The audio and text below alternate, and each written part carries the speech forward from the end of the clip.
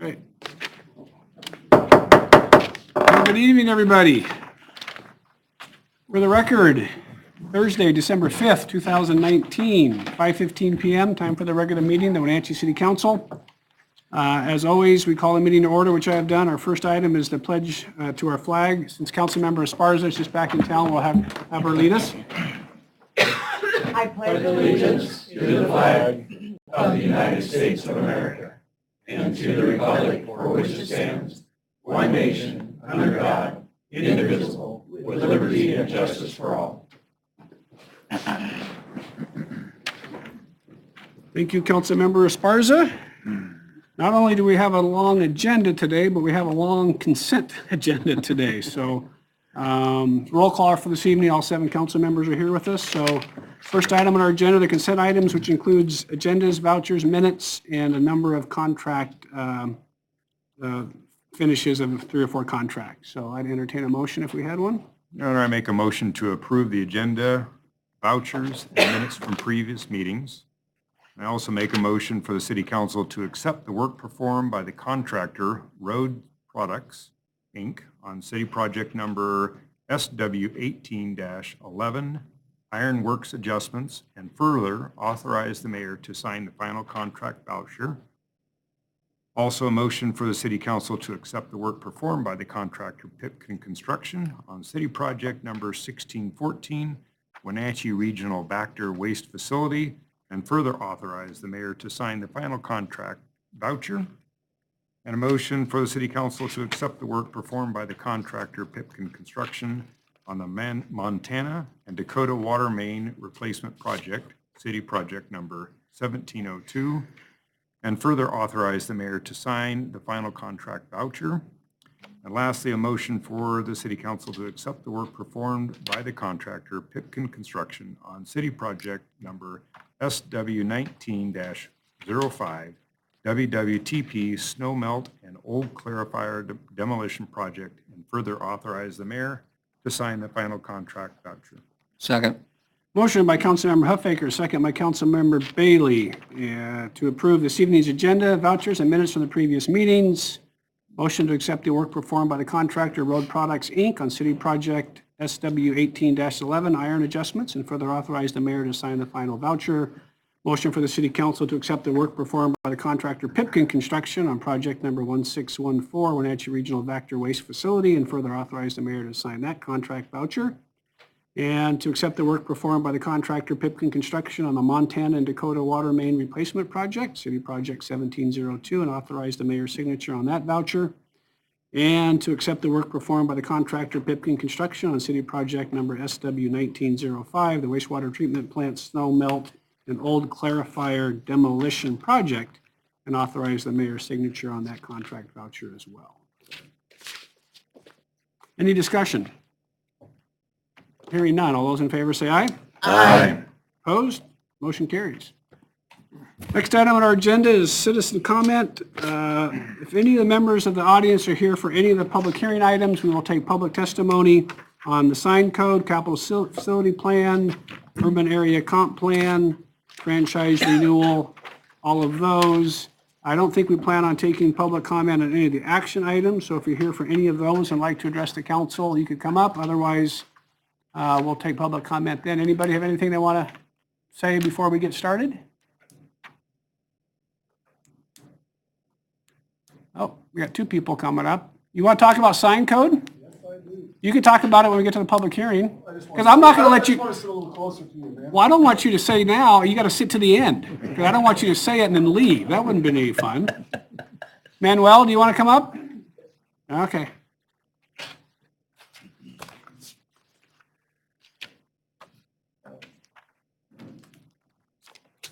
Thank you. Thank you very much. So let me practice my English. Okay. Still learning, Frank. So I come to say thank you for all the projects in the South Wenatchee. I have a lot of pictures to show you. So the peoples in the community are really, really happy for the, now, you know, the park. Methow Park? Methow Park, yeah. So, wow. Looks Really, good, really doesn't it? happy. In the Yeah. corners, the ramps and the corners for the streets and the sidewalks. And so later I want to, I can show you the pictures.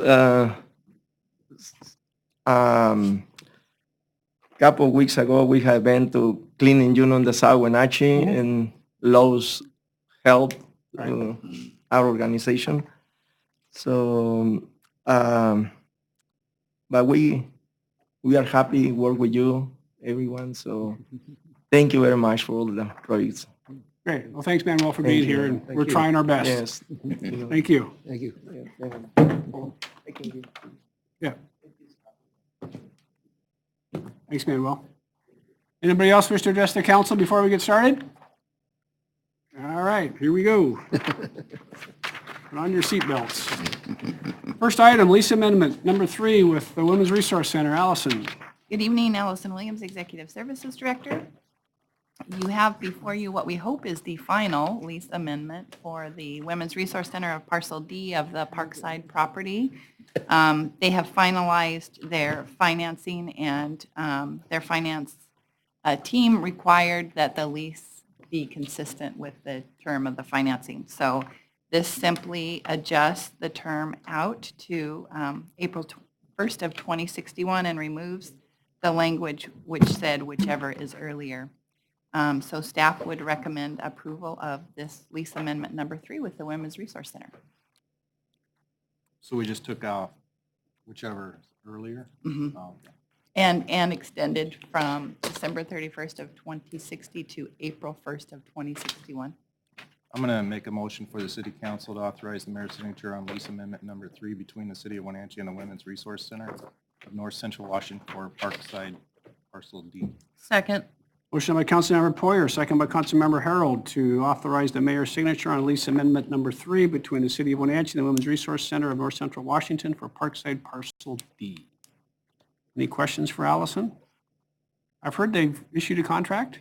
So they did accept bids at the end of September. The bids were within range. Their full budget is $3.7 million. Their construction bid was $2.4. Okay.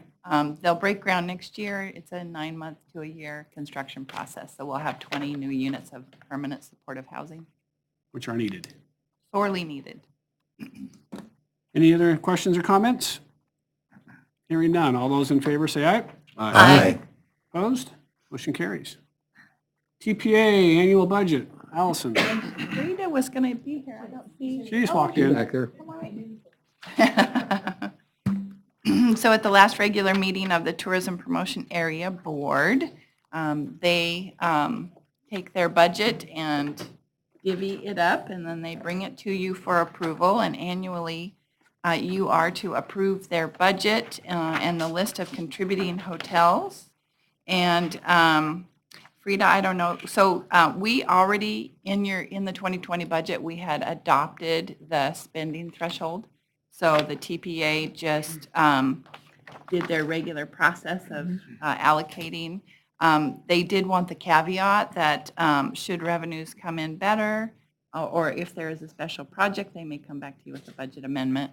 And did I capture? Yeah, you got it all, of course. Hi, Frida. Yep. Hi.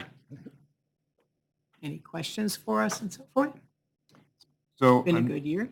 I'm noticing that a lot of cities that I'm staying in now have gone to the $2 per room per night. Mhm. And I'm curious if that has been discussed at all, or do you feel like our expenditures are getting what we need for the city of Wenatchee, or has that been discussed at all? There's been a lot of conversation, and Wenatchee has always been a great value for our conventions, and especially with new products and so forth that we have to help expand the base. And we think that we would like to stay just a little bit. Perhaps next year we'll look as a group and go out and inch it up a little bit so that it's not a big pain, but it is a case, the customer looks to see what they're paying for the whole room. And sometimes I know it sounds a little silly as we're traveling with all the new expenses that happen. $1, $2 can make a difference on when we're competing with other markets. So we'd still like to be the we'd like to be the prettiest town, the most reasonable town on the block when you're coming, for just a little bit longer. And if we find that we are losing ground or our expenditures aren't making what we need, then we'll definitely go back and really be talking with each other. Okay, thank you. I think looking forward as in the future when council is evaluating what to do with the convention center and whether or not more of that marketing contract dollar, hotel motel tax dollar goes toward convention center improvements, this might be an option for you to maintain or augment is the $2. All right, any questions for Allison or Frida? If not, I would entertain a motion. Your Honor, I will recuse myself on this item. So noted. Yeah, I'd like to make a motion for the city council to approve the 2020 tourism promotion area budget. Second. Motion by Councilmember Markart, second by Councilmember Huffaker to approve the 2020 tourism promotion area budget as shown in tonight's council packet. Any discussion? Yeah, I'm gonna say, because I was on that board, the hoteliers overall, it was an honor to be on it, and they count their money. They really are sharp and budget and think it through, and it's impressive to be on that board. And we were going to say thank you very much for you and Councilperson, as far as working with us. We're going to miss you. But now I'm we good. know everything will be great going forward, but you can still come and see us. if you'd like. All right, any other discussion? Hearing none. All those in favor say aye. Aye. Opposed? Motion carries. Thanks, Frida. Thanks, Allison. And just one thing as a side note from the board also, we really appreciate all the work that Allison does for us. And she stepped up and took some spots away from, and as somebody who was doing the work before, I really appreciate it. So we're going to miss you, and you just need to teach the next person how to do this. Okay? All right. Thank you, and Thanks, thank you Frida. for your faithfulness. Bye-bye. Thanks, Rita. All right, advisory board. So the next item is to reappoint Tiffany Petty to a new 3-year term. We had an opening coming up at the end of the year, and she did apply, and the TPA asked for you to reappoint her to the board. So Resolution 2019-55 would reappoint Tiffany Petty to the board. And she's with the Holiday Express. Okay. I'll make a motion for the city council to approve resolution number 2019-55, appointing a member of the Tourism Promotion Area Advisory Board for a 3-year term, Tiffany Petty. Second. Motion by Councilmember Poyer, second by Councilmember Esparza to approve Resolution 2019-55, appointing a member to the Tourism Promotional Area Advisory Board for a 3-year period, that being Tiffany Petty. Your Honor, I have to recuse myself on this one, item 2. So noted. Any discussion? Hearing none. All those in favor say aye. Aye. Opposed? Motion carries. Thanks, Allison. Thanks, Frida. Thanks, thank you. Mr. Erickson, RCO grants. I like the aerial photo of Lincoln Park. Thanks, that's from our website. Was it from our drone too? No, well, Satellite. I don't think so. I think that's satellite from 2018, so you can see the new shelter in there. Yeah. Good evening, Mr. Mayor, Council. Dave Erickson, Parks and Recreation Director for the city. And this evening, I'm requesting council to accept 3 different grants from the state RCO office and authorize the mayor to sign the grant agreements. The grant application process for this began actually back in 2018, early on, when we asked council's approval to try to pursue them. The grants would complete a number of renovations down at Lincoln Park, everything from adding a BMX pump track, a soccer field, another picnic shelter, splash pad, new restrooms, new stage play area, and a few other amenities down there. Through the competitive grant process last year, it took the majority of the year, we were successful in all 3 grant applications. 2 of those have been bundled together into one grant contract totaling about $1 million. And then the third grant agreement, or the second grant agreement, is for the balance $263,000 roughly. So if accepted, we would start engineering in 2020, and construction would follow in 2021. And we anticipate through that engineering process, the budget will be further refined from our planning level budget that you guys have in your You say packet. refined, you mean lowered or raised? Refined? refined. Yes. Or yes, yeah. okay, Yes. yeah, Yes, Some things might With a be a little grant, with a lower. grant to go with it. yes, yeah. Some things might be lower, some things might be a little higher. Okay. We do have another grant that's out there pending that we should find out in January if we get. Doesn't surprise me. And that's a DNR tree planting grant, and that was about $17,000 roughly. And like I say, we should find out if we're successful in that in January. And that would pay for all the trees that are going to be planted, which would then supplant some money that we would have to spend on these RCO grants, which would then further stretch it, so. Is the thought that this is going to be one big project? Or is One this big going to be project. phased? Nope, one big one. Okay, Yeah, we did separate out the grant applications into 3 different applications for different project elements. In the event that we didn't get certain ones, we could separate them out to do smaller projects, but we were successful in all of them, so we'll be able to lump them all together and do it all at one time. okay. No, An it's, impressive amount of, Yeah. of work.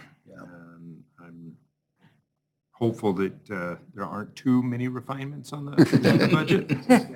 Yeah, my biggest concern is the underground utilities, because you never know what you're going to find under there. That's really the biggest. We know there The- could be a lot there.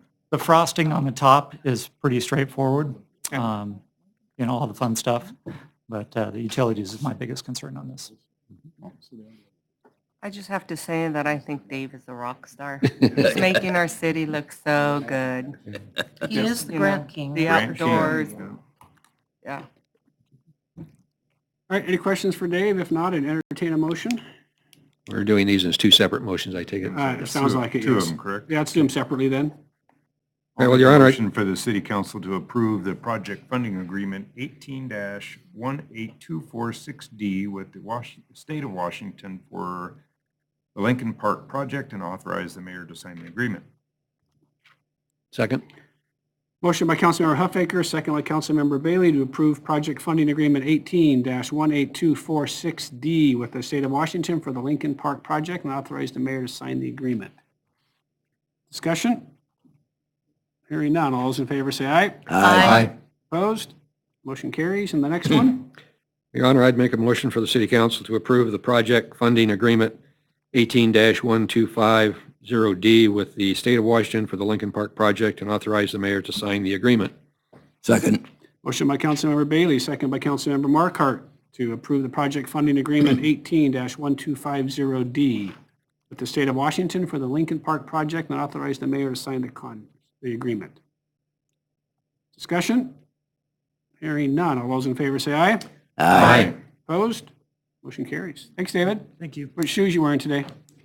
Just the Pete Carroll Whites today. Doesn't have the grant shoes on. You don't have the grant shoes on? All right. You should see my Christmas. I can hardly wait. John Riccardi, how are you today? Doing good. Good evening, Good. Mr. Mayor, City Council. So I'm here to discuss the Chelan County Natural Hazard Mitigation Plan, looking to get an adoption of a resolution that'll accept Volume 1 of this plan and the City of Wenatchee's section for Volume 2. The process for this plan started in June of 2018, where a whole bunch of partners came together to pool resources and get a hazard mitigation plan. This is largely driven by the Disaster Mitigation Act of 2000. And so the main goal of this plan is it ensures we're eligible for specified grant funding. And this is a little bit of a shift in getting away from reactive grant funds once a hazard hits to preventative. So mitigation is trying to learn, set goals, and take action to make places safer in the event that a natural hazard was to happen. So that's kind of been the process. Volume 1 kind of establishes all the hazards within the Chelan County. Volume 2, our specific part establishes our specific hazards. I can list those for you. The plan shook out. We have wildfire, severe weather, flooding, earthquake, landslide, dam failure, drought, and avalanche. And that is in order from our highest risk to our lowest risk. And so through that and in identifying these, when we have projects that come up that can mitigate those potential natural disasters, we can apply for grants, maybe get some Dave's magic and actually win some grants, and then be able to get a little different funding for some projects that could mitigate those potential natural disasters. So that's pretty much everything in your packet. You'll kind of see a little bit of the highlights of what this covers. Welcome any questions you might have, but we're just recommending that the council authorize the mayor to adopt our resolution 2019-52 to adopt this plan. How often do we update this? So this is going to be updated every 5 years, and at the 2-year interval, we do have a reporting requirement that we'll take part in. And there is a consultant that's kind of helped us coordinate our efforts from all the planning partners to get the plan organized, and they kind of will help our reporting that needs to happen, and then in the 4th year, get the process started to have our plan updated at the end of the 5th year.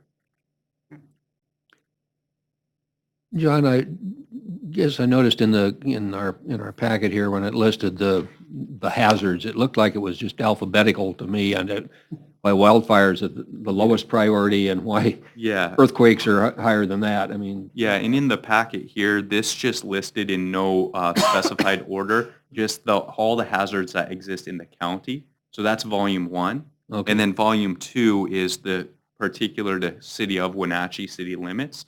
And those in order are, we found the plan went through, we do all these ratings and it kind of scores them. And so we had wildfire, fire, severe weather, and flooding, along with earthquake as high risk. So those are the types of projects, if we were to show could mitigate that, we'd have a good chance of actually getting a grant for. And then in the medium, we had landslide. And in the low priority were dam failure, drought, and avalanche. Okay. And the dam failure mainly is like, if a dam was to fail, what would the impact of that flooding be? And that's kind of why that's low, but it is higher in some of the other partners. So, you know, they might have a project that they apply for a grant that we would never go after, but they could get funding. So that's kind of how volume 1 just says, here's all the hazards in the county. Okay, volume 2 has every single planning partner and their specific order of which hazards are most likely in that area. So that helps us be able to go after the grants in a different manner. Okay, good. And then the flooding or the dam failure and that kind of, are we talking about earth dams like a Beehive or something, or are we talking about the big ones?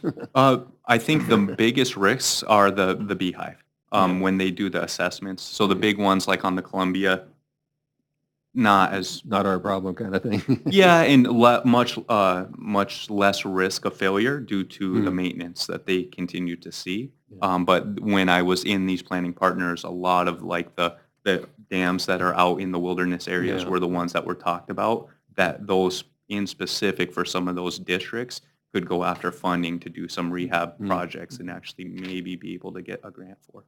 Yeah. Okay, good, thank you. Yeah. All right, any questions for John, or I'd entertain a motion for the approval? Your Honor, I move for City Council to approve Resolution Number 2019-52, authorizing the adoption of the Chelan County Hazard Mitigation Plan. Second? Motion by Councilmember Harold, second by Councilmember Bailey to approve resolution number 2019-52, authorizing the adoption of the Chelan County Hazard Mitigation Plan. Discussion? Hearing none. All those in favor say aye.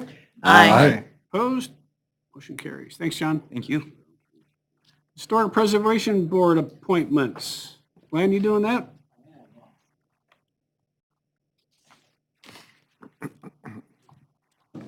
Good evening, Mr. Mayor, members of the council. Glenn DeVries, Community Development Director. We're really pleased to be able to provide a recommendation for Robert Kolp and John Campbell on the Historic Board to serve additional terms on that board. They're wonderful contributing members and are very active, also assisting in the representing on the Downtown Association as well, Robert Kolp, which is really useful as well. So we'd hope you'd consider reappointing them. Any questions for Glenn? If not, I'd entertain a motion. Your Honor, I'll make a motion for City Council to approve Resolution Number 2019-53, reappointing 2 voting representatives to the Wenatchee Historic Preservation Board for 3-year terms, Robert Kolp and John Campbell. Second. Motion by Councilmember Esparza, second by Councilmember Markart to approve Resolution 2019-53, reappointing 2 voting representatives to the Wenatchee Historic Preservation Board for 3-year terms, those being Robert Culp and John Campbell. Any discussion? I'll just say that Bob is really, he really is a good bridge between the Downtown Association Board and the Historic Board, and I enjoy his discussions. Actually, they're both great, and John's a hoot, so. I, Yeah. All right, all those in favor say aye. Aye. Opposed? Motion carries. And Planning Commission. And we're pleased to provide a recommendation for Ace Bollinger, Josh Jorgensen, and Ronnie Sampson to be reappointed to the Planning Commission. We didn't wear them out. They actually want to continue to be on the Planning Commission. They're all wonderful contributing members and would hope you'd consider their reappointment. All right, any questions for Glenn? If not, entertain a motion. Your Honor, I make a motion to adopt resolution number 2019-54, reappointing 3 voting representatives to the Planning Commission, that being Ace Bollinger, Josh Jorgensen, and Ronnie Sampson. Second. Motion by Councilmember Huffaker, second by Councilmember Markart to adopt Resolution 2019-54, reappointing 3 voting representatives to the Planning Commission, those being Ace Bollinger, Josh Jorgensen, and Randy Sampson.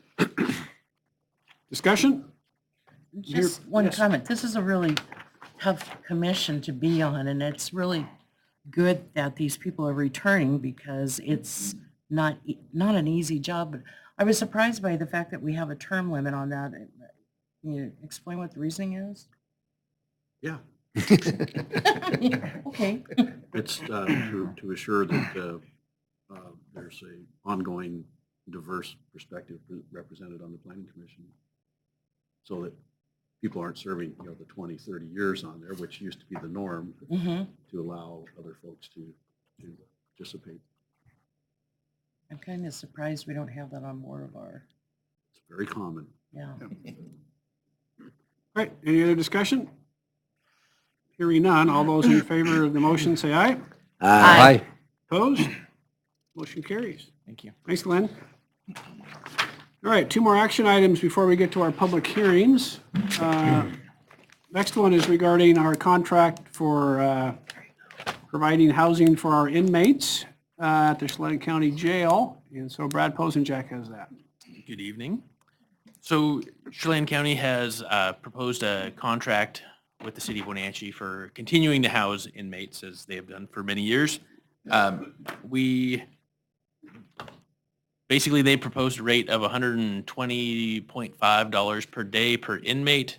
That's a 25% increase over what we've been paying in 2019. We've budgeted for $1.7 million, which is based on an average of 39 average daily population inmates. Even though it's a substantial increase, we know that it's costing Chelan County, it's quite a bit. So it's a fair number, and it's the same rate, I believe, is our understanding, that the other cities and as well as Chelan County is paying for these inmates.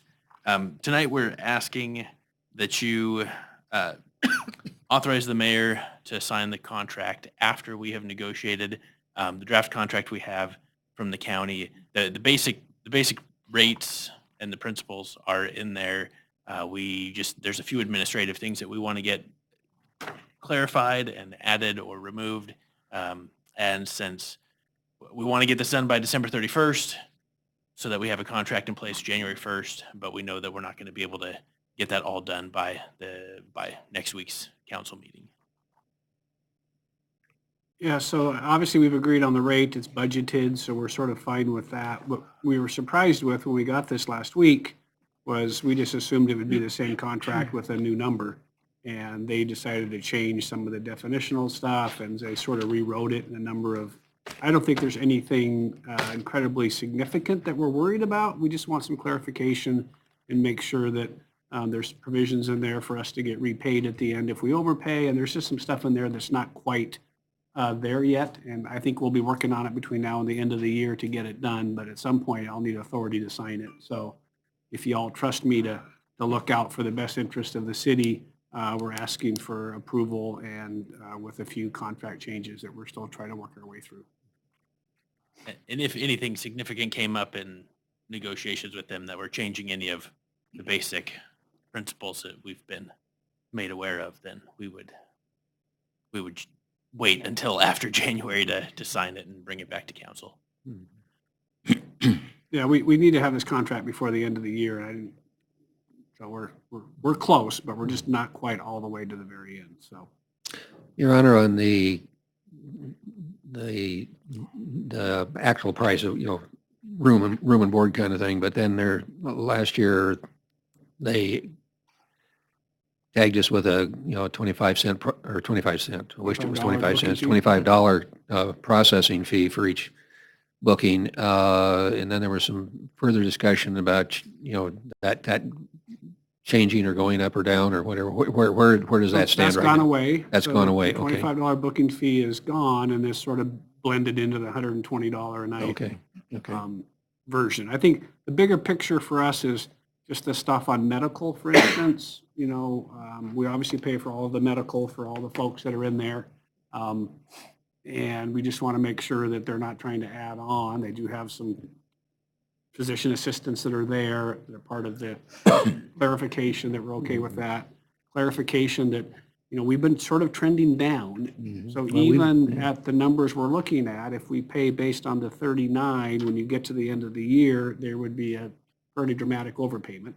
We want to make sure that the contract is clear that we're getting that. And then generally speaking, we've been getting monthly reports, and it's a bit worse than that because they haven't got a monthly report right in a couple of years. So chief staff has to go through the entire list. I'm not sure who does it. And we basically do all the accounting for them because it's not correct. And we usually find somewhere between $8,000 and $20,000 overpayment every month. Right? Yep, that guy was out 2 days earlier. That was your guy. He was a felony, not ours. This was a state patrol guy, so it's not, just all of that. So we're going to have to continue to do all of that, just because it's the nature of the way they have not been accounting for it. We might as well just do the accounting, it's easier. But at the end of the day, there's just those sorts of things that we just have to make sure that are melted in this contract that protects us, so that we don't get to the end and go, that's not what we agreed to. Yeah. Good. So. And as the county commissioners told us, no. Kathy Mulhall told us that the smartest person in the room the other day was Brad. So I feel confident that we're going to be okay. Yeah. And I was in the room as well as a bunch of other people, so it was pretty clear that we're doing okay there. So That's a scary state of government. All right, any questions for myself or Brad? Is there any discussion on inmate worker program coming back at all, or that's kind of been hot? Sorry. I believe Brad, do you want to do that? I believe the inmate, I think the inmate worker program is back and active. It's Back and active, it's more just, expensive. It was back, but iffy and more expensive. so it used to be $1 per hour. And now they increased it to $5 per hour. And so for the 2019 budget, we just scaled it back so that we had a fifth of the amount of inmate worker. But for the 2020 budget, one of the requests from Parks was to have that full budget back. So now our inmate worker budget is roughly 5 times that it was before. So we're still using the inmate workers. It's still cheaper than hiring temporary work. And just the way that jail is set up, it is difficult to get people in and out, to let them into the inmate worker. They got to go to a special, it just takes them a lot of time to make that. I'm not making it, it just sort of is. Yeah. I'm with you. They should all be out working, doing stuff, and it's, yeah. But I think we're planning on getting them out, and we saw that we didn't get stuff that we wanted to get done last year. So we were able to increase the budget a little bit to get. And that money goes to the county, right? That's the county's cost of letting them out so we can put them to work. Right? But we supervise them. Yes. Once they're out. So Yes. the per hour thing is what, it's just odd. Anyway. Yeah. And we still have the option of opting in or using them or not if we Yes. decide it's not working. So. Yeah. Thank you. And thank you for being the smartest one in the room. I don't claim that. Any other questions? If not, I'd entertain a motion. Yeah, I'd like to make a motion for the city council to authorize the mayor's signature on the interlocal agreement between Chelan County and the city of Wenatchee for the housing of inmates after final contract language has been negotiated. Second. Motion by Councilmember Markart, second by Councilmember Esparza to authorize the mayor's signature on the interlocal agreement between Chelan County and the city of Wenatchee for the housing of inmates after final contract language has been negotiated. Discussion. Hearing none. All those in favor say aye. Aye. Opposed? Motion carries.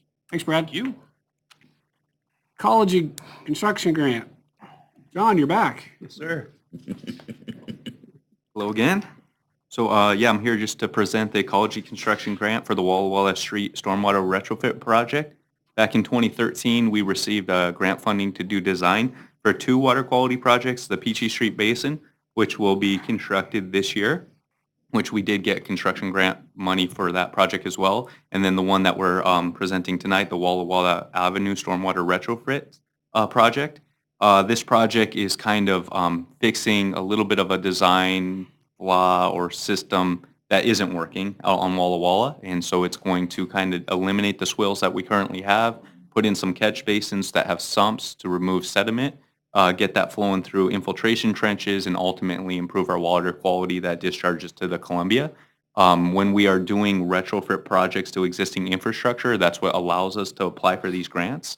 This grant pays for 75% of the construction, so we would be funding 25% of the construction. The project estimate is about $1 million right now, and so the city's match is just under $250,000. So this, what we're proposing is having the city council authorize the mayor to sign the water quality combined financial assistance agreement with the Department of Ecology, and this just gets us in the process to being able to construct this in 2022. This agreement would expire December 31st of 2023. So we've just kind of looked at our capital outlay, found the spot where we have staff time and it makes sense for us to actually deliver the project, and ensured that we have a long enough grant agreement to be able to get it constructed and close the project out. So that's kind of the timeline, construction 2022, and we have till the end of 2023 to close everything out. It's nice to spend some of Ecology's money, a little bit of ours. Any questions for John? If not, I'd entertain a motion. And I'll make a motion for the city council to authorize the mayor to sign the water quality combined financial assistance agreement between the state of Washington Department of Ecology and the city of Wenatchee for the Walla Walla Street Stormwater Retrofit Project. Second.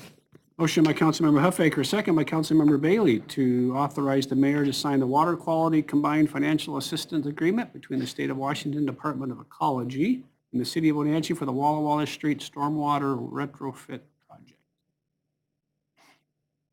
Discussion? Hearing none. All those in favor say aye. Aye. Opposed?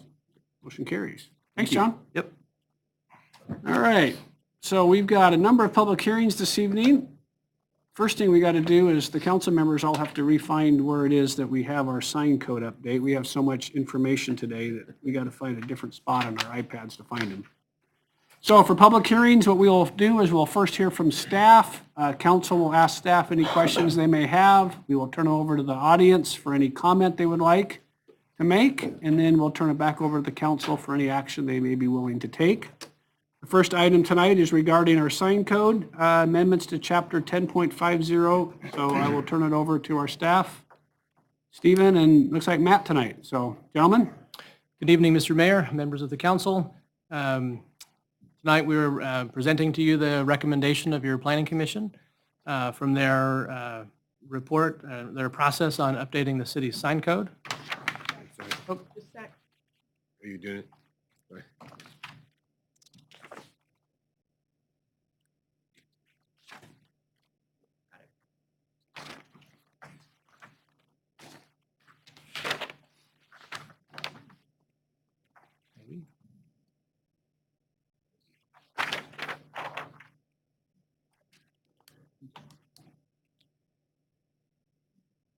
Click out. There we go. Okay. Oh, there we go. We're back. So the Planning Commission on November 20th held a public hearing and accepted public testimony and formulated a recommendation to you. Ultimately, their recommendation with a vote of 5-0 was that you approve or adopt the sign code as presented. The Planning Commission included a revision in the non-conforming sign section relating to when a business rebrands itself. The draft had a standard in there that if a business were to rebrand itself, same owner, new name, that would require a non-conforming sign to be removed. And the Planning Commission felt that was just a little bit more than they wanted or felt was appropriate. And so they changed that aspect of it. The Planning Commission, as I reported last week or the week before at your workshop, wrestled with this conversation and discussion of non-conforming signs. As you can imagine, it's a very difficult topic, and they recognize that without clear and measurable standards that the non-conforming signs would not be removed, but really try to balance the rights of the individual business owners and the values and desires of the community. We heard from several business owners and from the community that also expressed some concern about that. I just wanted to go over briefly a few areas of the main areas of the Planning Commission spent their time on. One was updating the code to be content neutral in response to the Reed v. Gilbert case. Who are sign consultants and their legal team helped bring that to pass. They spend a lot of time on digital signage. In our current code, we have a distance between signs, and the Planning Commission felt that that was unfair to some business owners. So if I have a business sign and Matt's the neighboring property, if I have a digital sign, Matt wouldn't be able to have one if he's within that distance, which is 250 feet. So Planning Commission felt that that was not right, and so they went with a few different standards, looking at how long the message is on the screen, prohibiting video, motion, movement, animation, illumination standards for day and night, and looking at and allowing the digital sign to be 100% of the freestanding or monument sign, but not mounted to buildings.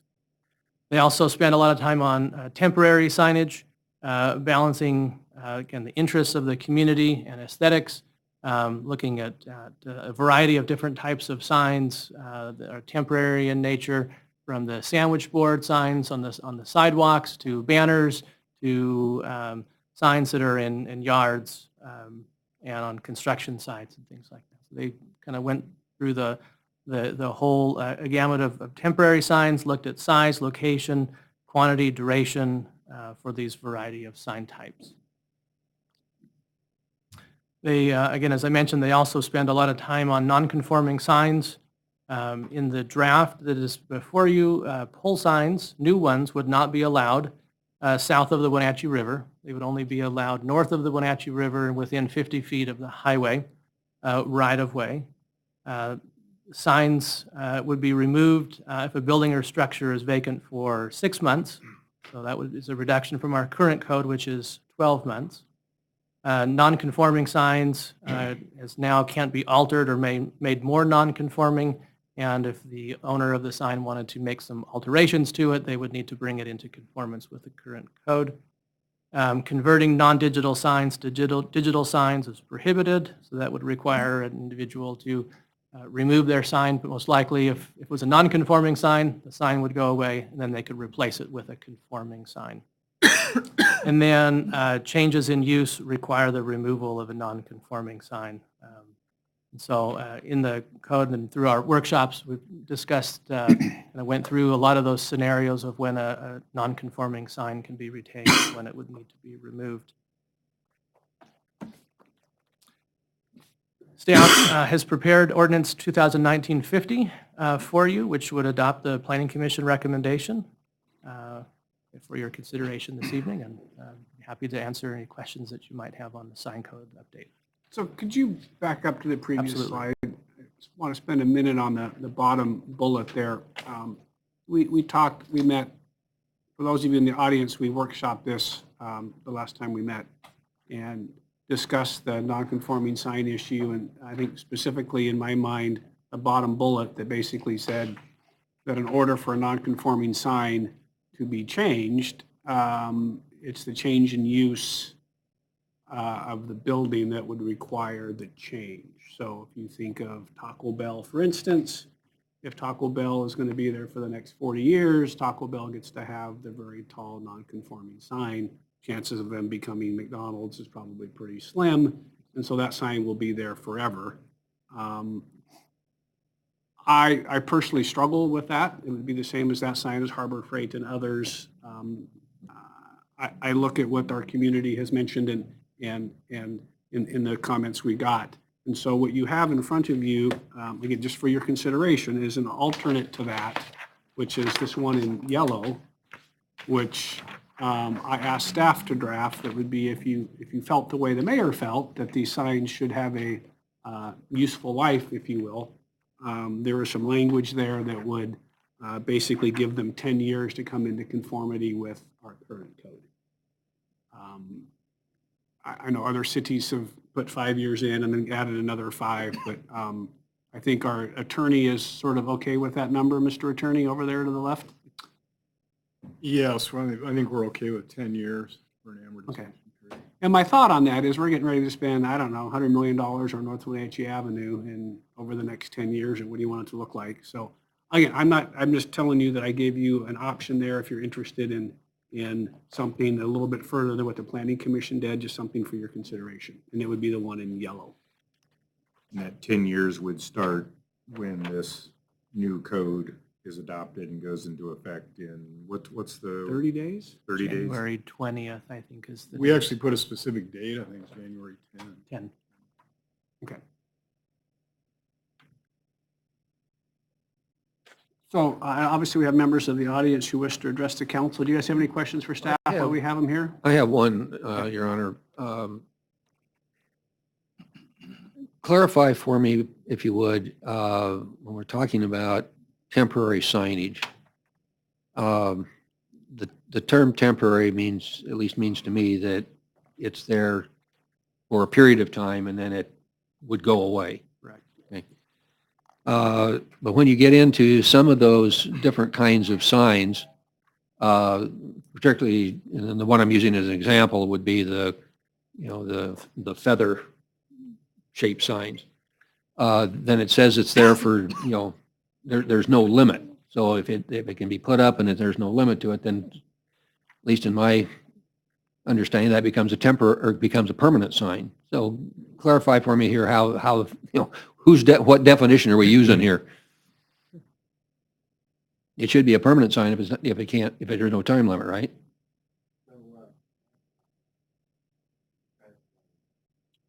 Nope. Not working. Might be operator error.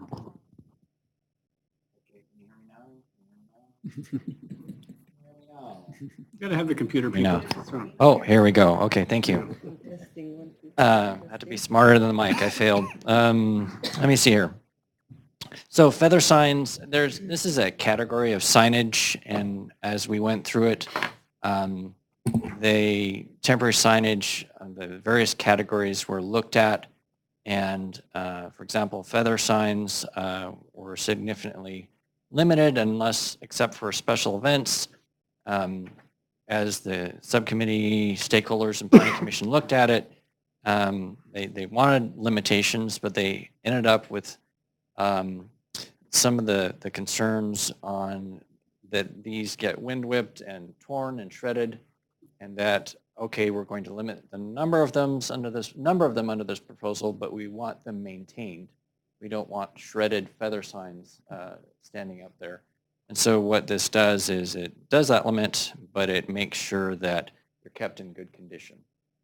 Unless there's a significant event, and then you can do more of them for a short duration, grand opening, things of that nature. But yes, some of them do become more long-standing signs, but there's a significant limit to them.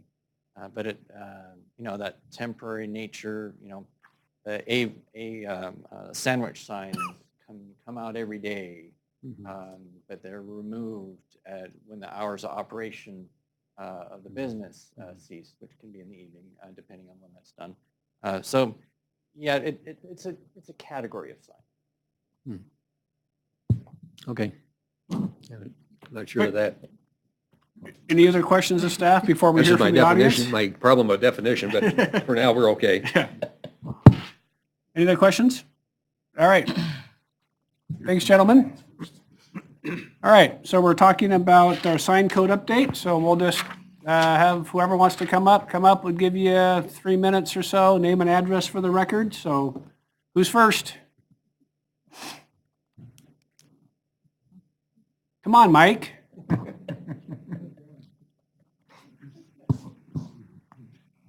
I was thinking it was the other Mike. Doesn't matter. Come on up. I didn't even see you back there. You were hidden. Good evening, Mr. Mayor, Council. My name is Mike Walker. I'm a business owner and property owner on North Wenatchee Avenue. And I have a question on the sign, the new sign ordinance, post the taking by the state of the right-of-way. Will non-conforming signs after the right-of-way taking be allowed to be repositioned, or will they be out? I would guess then they would not be allowed. So if it's in the city right-of-way, or we expand our right-of-way and remove one of your signs, and you came back in for a permit to put up another sign, you would have to conform, I'm assuming.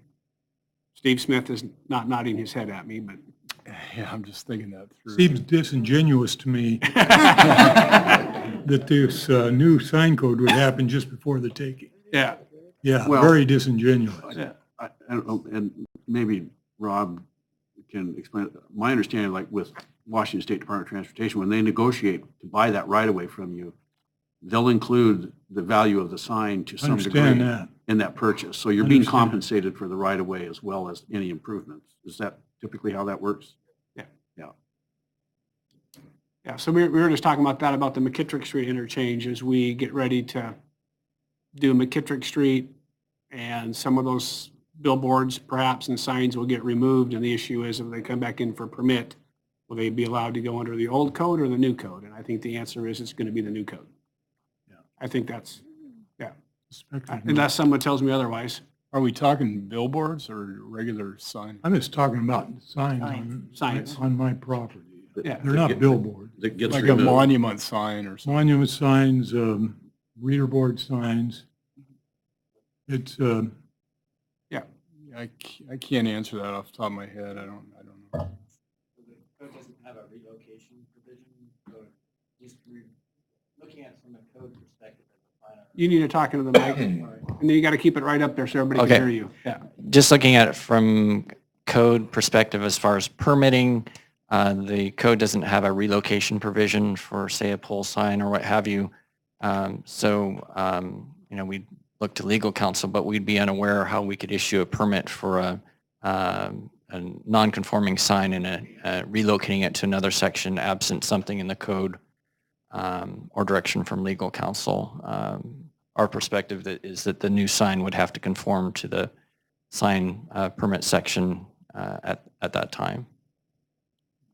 well, Sandy, you can get this through just before the right-of-way taking. Yeah, which right-of-way are we taking? I don't know the. North Wenatchee Avenue. You told me you were taking. Well, we're taking, now, we already own some of it. What are we taking, Steve? Help me with, what are we? 20 feet? We're purchasing. Yeah. Yeah. Yeah, can I hand the microphone? So the North Wenatchee Phase 1, which is the connecting Washington money of about 18 million, is focused on the north end near Horse Lake and Maiden Lane. And the current recommendation is to spend that money on the east side of North Wenatchee Avenue. So the Starbucks, Wendy's, kind of along by where you go into Marston's Lumber, down through that area. That is the first phase, and that is as far as the money will go. It's not going to go at this time any further to the south, other than the intersection improvements at McKittrick, which is already funded, and we've already purchase that right away. So if you think of in front of where the old boat storage company is now, where you've got the reader board sign, I don't know if any time in the next 10 years we would be getting that right away, even if we wanted it, right? There's nothing that's planned. Yeah. That's a big change from Well, I think, the EMS meeting. That we yeah, there was had. a curb cut that's close to the Visconti's part, right? I don't know. I have to go back and look at that. Yeah, it's just that the funding, there's no, we have a plan for the widening of North Wenatchee Avenue, but the funding right now is only focusing on the Horse Lake Maiden Lane area. That's the only money that we've received thus far from the state, and we'll see in the future what we do. Yeah, if the state wrote us a $100 million check, we might get happen a little quicker. Otherwise, I can't imagine in the next 10 years, I mean, be close, but it's possible. 10 years, I'm out. So. In which way? One other question on the 10-year life that you referenced. Yeah. Does that mean a non-conforming sign can only stay up for 10 years? This one is specifically to the pole signs. So exactly how you define that, Glenn, you want to talk about that a little bit? Can you hear me? Oh, Yes. good. So the way this was drafted is it would apply to a pole or a pylon sign that would be non-conforming under the proposed code. There are certain pylon signs that are actually permitted under the code, regardless of whether they're north or south of the Wenatchee River.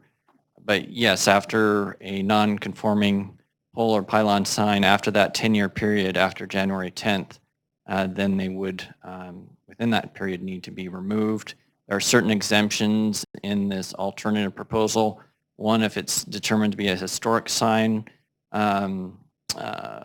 through the process with the historic board, those would be able to remain, and then also multi-tenant signs would be exempt from that provision as this alternative was drafted. Okay. Thanks, Thank Mike. you. You bet. Anybody else wish to address the council on the sign update, amendments to chapter 10.50? I don't see hands, we're moving.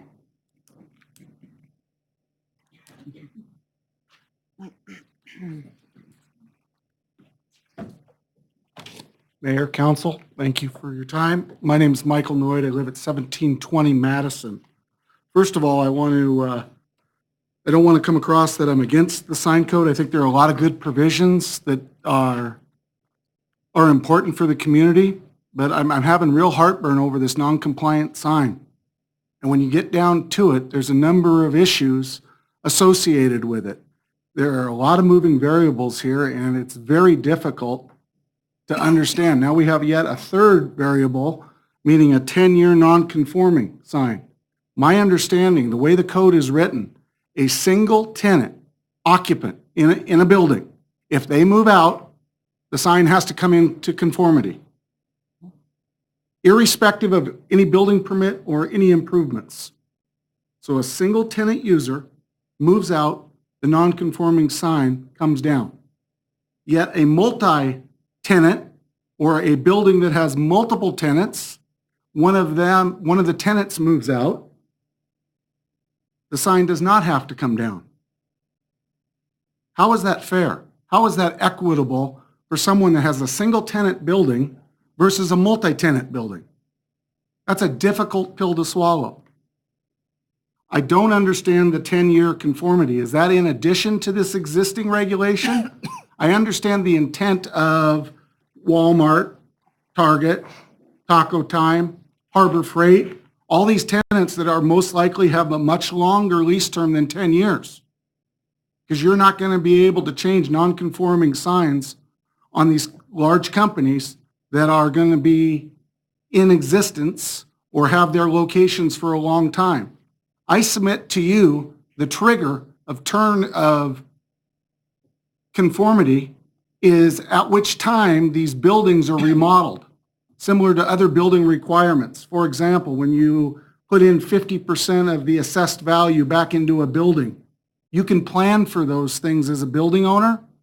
Having a tenant change, that happens a lot, particularly on small business. I've been in this business for 27 years in the rental business, and it is very difficult to determine. It goes with the economy on tenant turnover. The large businesses are going to be here for a long time. But to single out single tenant, small businesses, you could literally have a small business change every couple years. The second portion of this is the tenant vacancy turnover rate is going to increase as a result. Signage is an asset and it's an important part of the business. There are certain buildings on Wenatchee Avenue that are set back far off the avenue. The sign is a critical component to be able to maintain the tenant's business. By removing signage, it's going to create increased vacancy.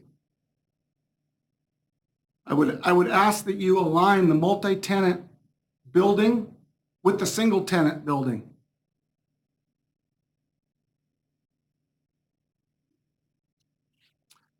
Replacing pole signs with monument signs, I like the idea, I get it, but we haven't thought that through very well. Monument signs are on the ground. Pole signs are elevated. Look at what that's going to do to the Clearview Triangle. Look at what it's going to do to the setbacks. Uniformity, I get that, and I believe Wenatchee Avenue does have to be improved. But to remove pole signs and replace them with monument signs, it's going to look very difficult to get in and out for egress. The other thing, to echo Mr. Walker's words, the timing here is interesting. I'm not an attorney, but I really question if I have a non-conforming sign and WashDOT comes in and pays for the property, does that non-conforming sign limit the damages? All of a sudden you have a pole sign, you can't relocate that pole sign that was $30,000, $40,000. You have to go back to a monument sign. You have a non-conforming sign, they're going to pay you damages, but you can't put your non-conforming sign back in. You have to put back a much smaller sign. And in the code, clearly, and it's the responsible thing to do, it has to be reviewed by engineering. But how are you going to place all these monument signs on the ground level and maintain sightlines? I don't believe it. I think it's going to be very, very difficult, and we're going to be back here in a couple of years revising this, because having that many monument signs all stacked together when you come through on your right-of-way take, because we can't go back with pole signs. So I appreciate your time, and I anxiously await your internal comments. Great. Thank you. Thanks, Michael. All right, anybody wish to address the council on the sign ordinance? Oh, hi, Linda. I don't have to raise my hand or anything this time, do I? Mayor and Council, Linda Haglund, Wenatchee Downtown Association. I just want to say thank you. I want to say thank you that our organization was invited to the table as these discussions happened with your consultant. We had representatives from my design committee as well as my board to do some thoughtful consideration. This is a big document. You're changing the sign code for a entire community, and obviously I get worried about, I believe it's really scary that I know this pages 49, 50, 51 of the sign code that had to do with historic downtown. So what I want to say today is the Downtown Association is comfortable with this update in the sign code as it relates to downtown, with the understanding we know we still have work to do. In the historic district that is always changing and the renovation going on, we accept the staff and the conversation about we get to come back and revisit this as the modifications need to come when it comes to historic downtown, and understand that this sign code update needs to happen, and we appreciate the opportunity as it becomes apparent that we can come back and revisit specifics when it has to do with the historic district downtown. Thanks, Linda. Thank you. Anybody else wish to address the council on the sign code update? Seeing no other takers, I will turn it over to the council for any discussion, thoughts, comments, motions. Where do you want to start?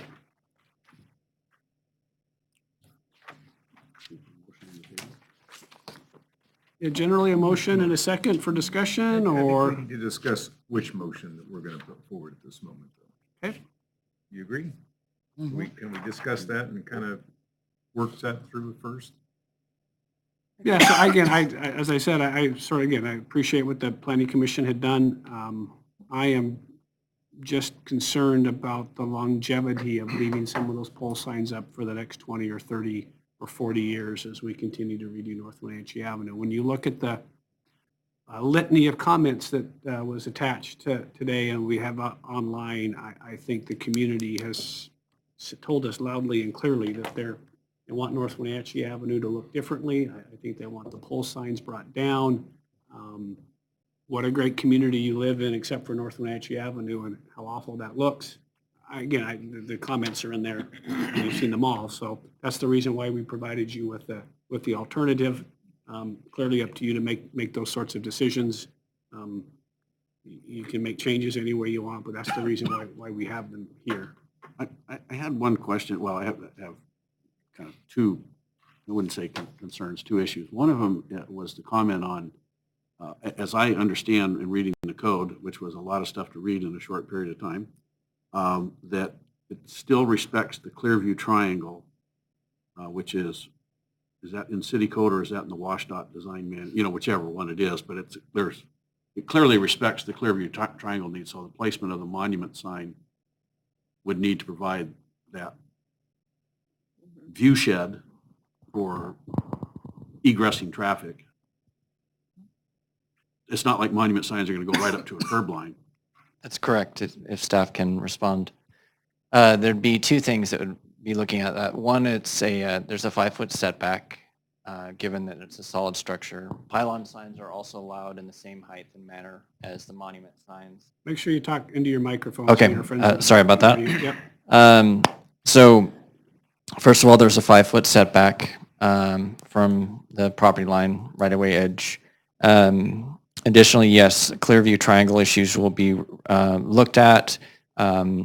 We didn't want to put a static distance on access. We had a lot of problems over the years on some standards on standard language, on setbacks, on access points. And the problem being that they were overly restrictive in a lot of cases, gave too much distance, and sometimes they were necessary. And what's intended in language that's provided is that there would be some different scenario standard specs provided by engineering to look at the different circumstances, and handouts on that provided, getting that clarity, and engineering is committed to put that together. But we didn't want to be overly restrictive, but we did definitely want to address the issue of life safety and on access points and on uncontrolled intersections.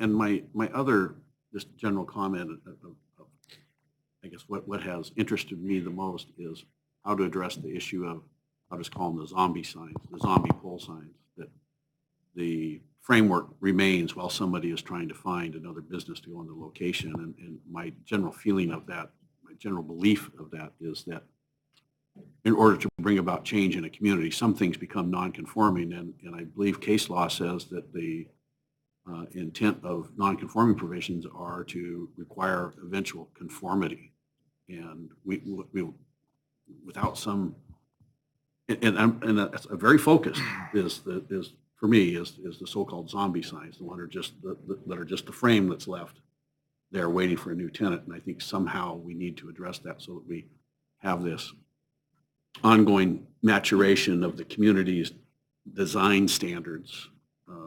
The evolution in time. But again, that's a really focused issue.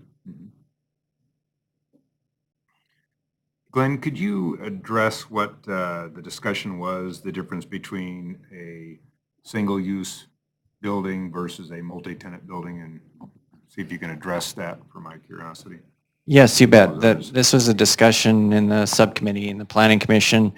And the intent on, a good part of the sign code update was looking at the aesthetics of our community and the view shed, the clutter, and sign management in that respect. And there was a real interest and incentives put in place with the draft code to encourage properties to do multi-tenant signage. instead of having a series of individual single-tenant signs on a property.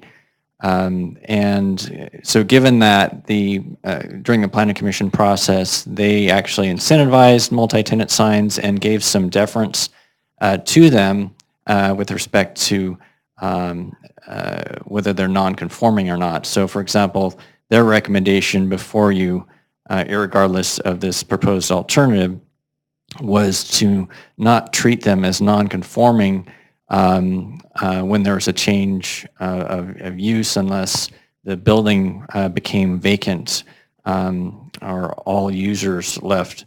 They wanted to encourage, they really did want to encourage people to use the multi-tenant provision. And so that's reflected in the alternative as well, taking that same sort of course.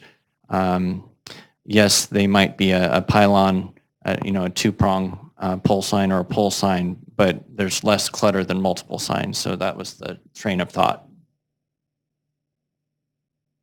And is that part of why they're exempt from, if we adopted the 10-year conformance, that's part of the reasoning that because there's still a single sign, they would be exempt? Correct. Even if they were? So we used that same train of thought that the Planning Commission had during their process.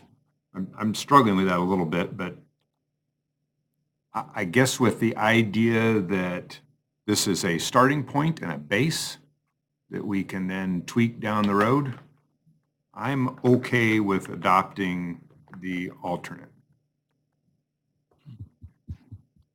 That's my feeling. Yeah. Based on the comments that we got, based on the idea that we do want to try and make our city look a little bit cleaner, I'm okay with that, with the idea that we can tweak it if things don't work out well in the next year or two.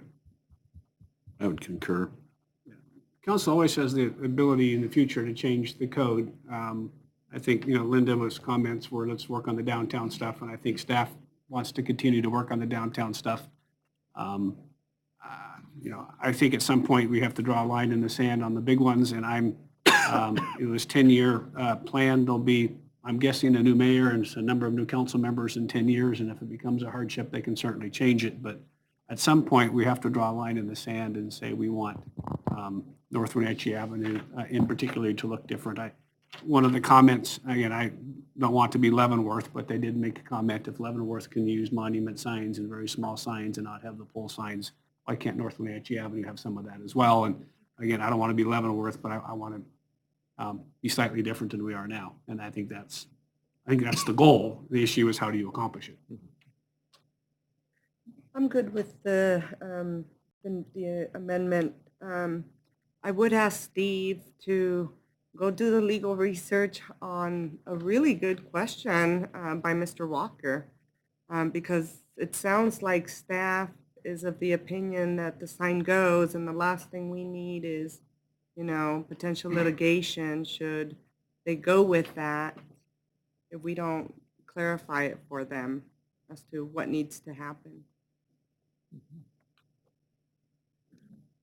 I guess I'm okay with the alternative. I think this, and again, to commend the Planning Commission for all of their efforts. It seems like this year we've had a lot of things for them to do, and doing a lot of really heavy lifting on a lot of this stuff, and appreciate the work that they do.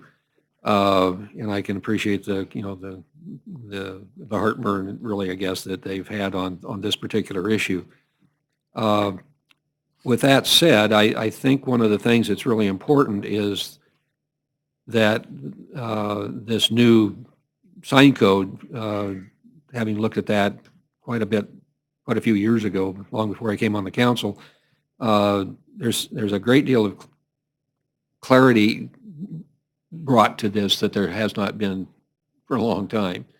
I think the thing for me, and in all due respect to Mike Noyd, is that in the past, and we got all these non-conforming signs in a sense, it was kind of like the arms race. If I put one up 30 feet, then the other guy's got to put up one 35 feet.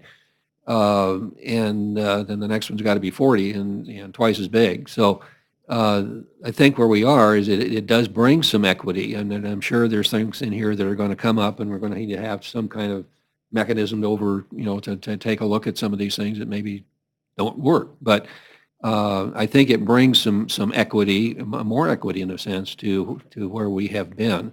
And but we do have to, at some point, I agree, we have to at some point say enough is enough. And if we're going to go to all this trouble, let's make the move to get that done. So. All right. Any more discussion? If not, I'd entertain a motion. It sounds like maybe alternative one is the one that the council is interested in. So anyone willing to make that motion? It would be the yellow print motion.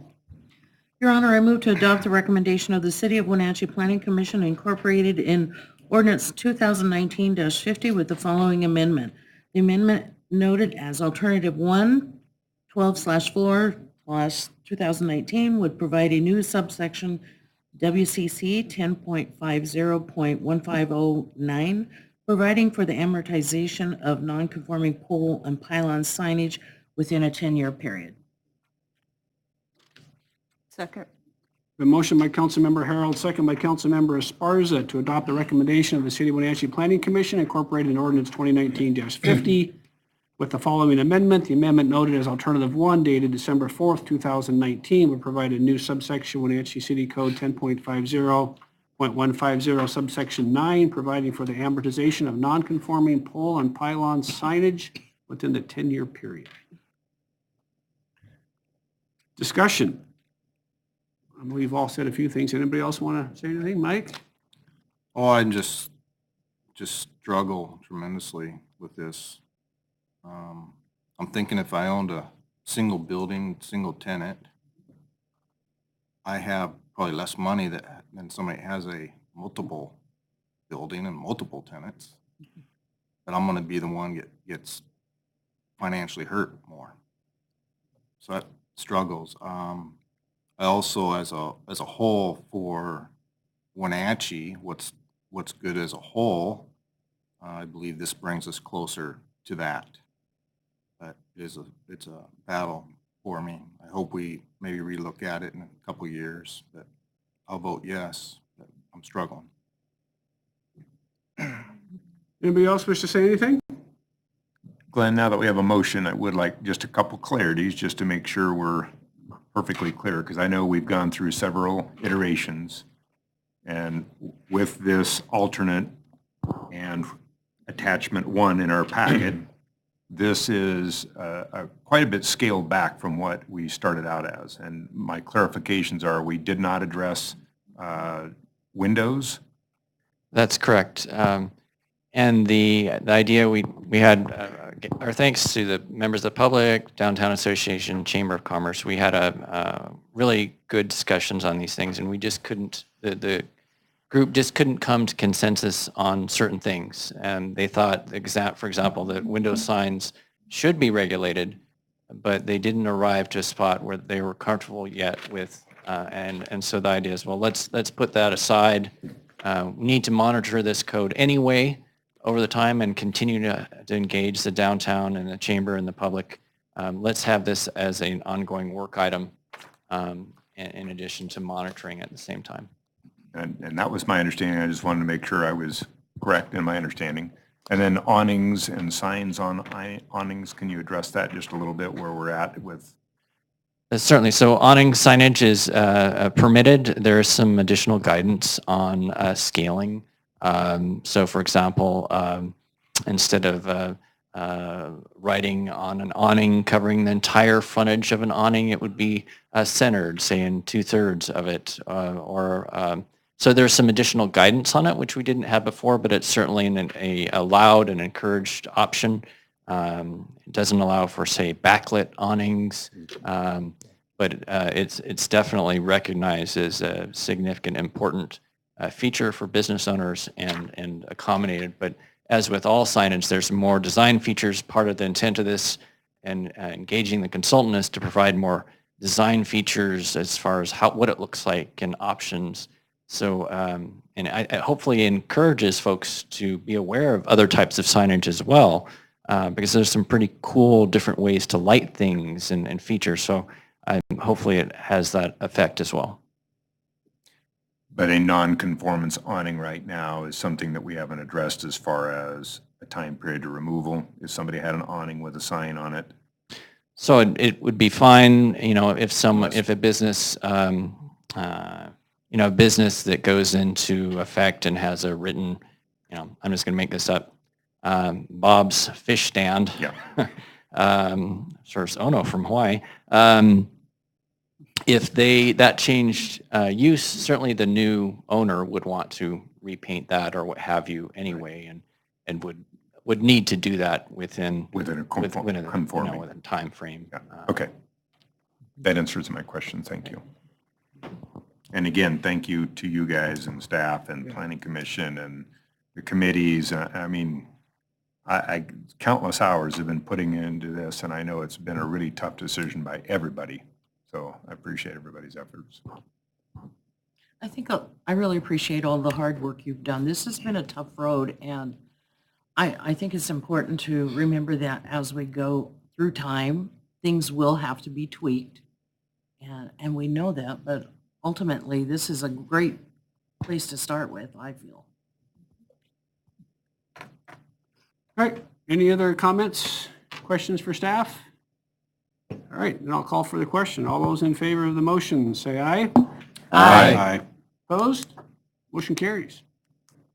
6:36, let's take a little 5-minute break and we'll reconvene at 6:41. Stretch my legs.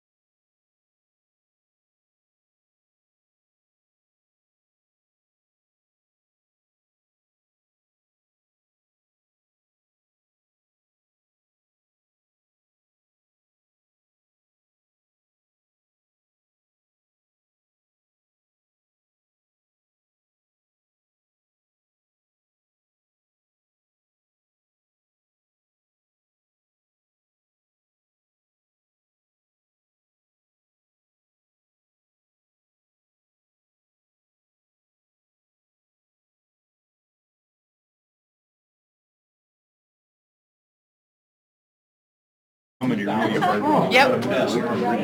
Yep. 2,000 signs. Year 2000. Yeah.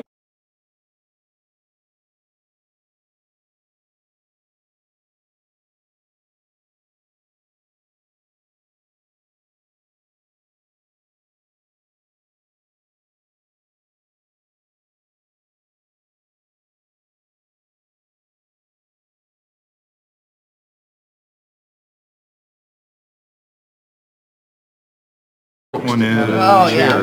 capital facility. We will. Jesse, are we good? Yeah, back We in the on? old. Yeah. All right, so just for the record, we are continuing our public hearing. Hazing day. Same rules are effect. The next item is our capital facility plan. So I'm not sure which member of our staff is presenting that. I guess Matt is presenting that and Steve King as he gets up. So, gentlemen.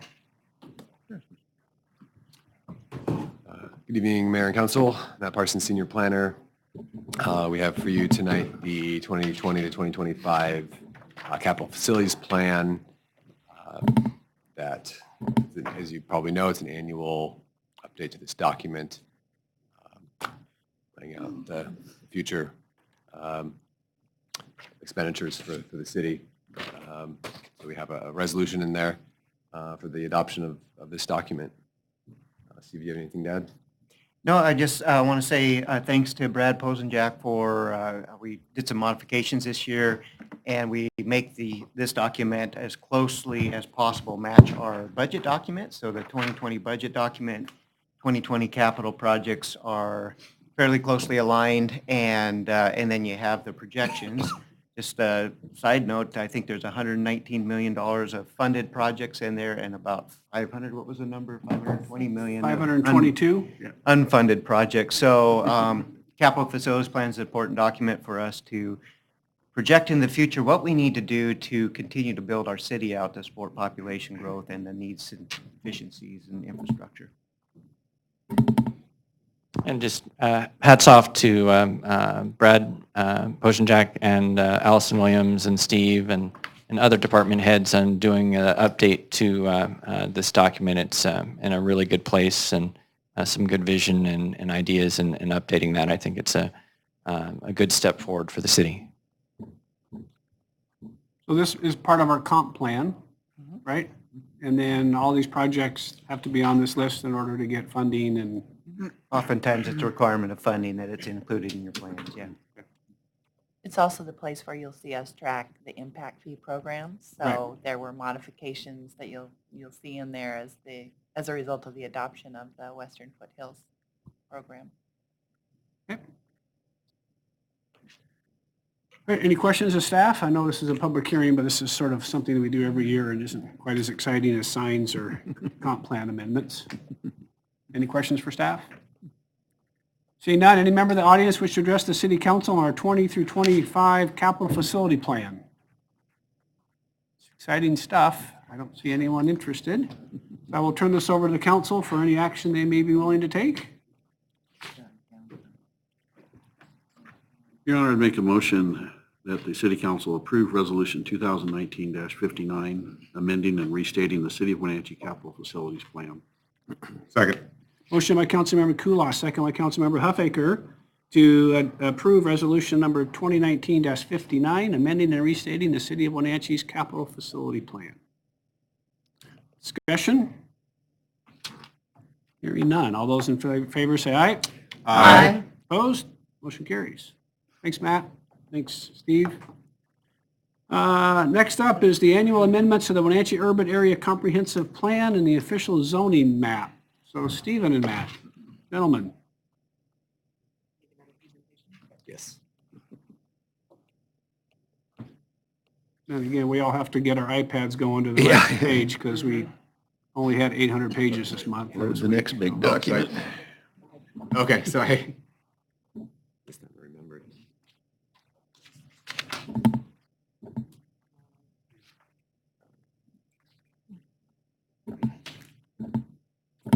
And you guys saw some papers on your desk with some revised comments from folks? Okay, make sure that's part of the record. Oh.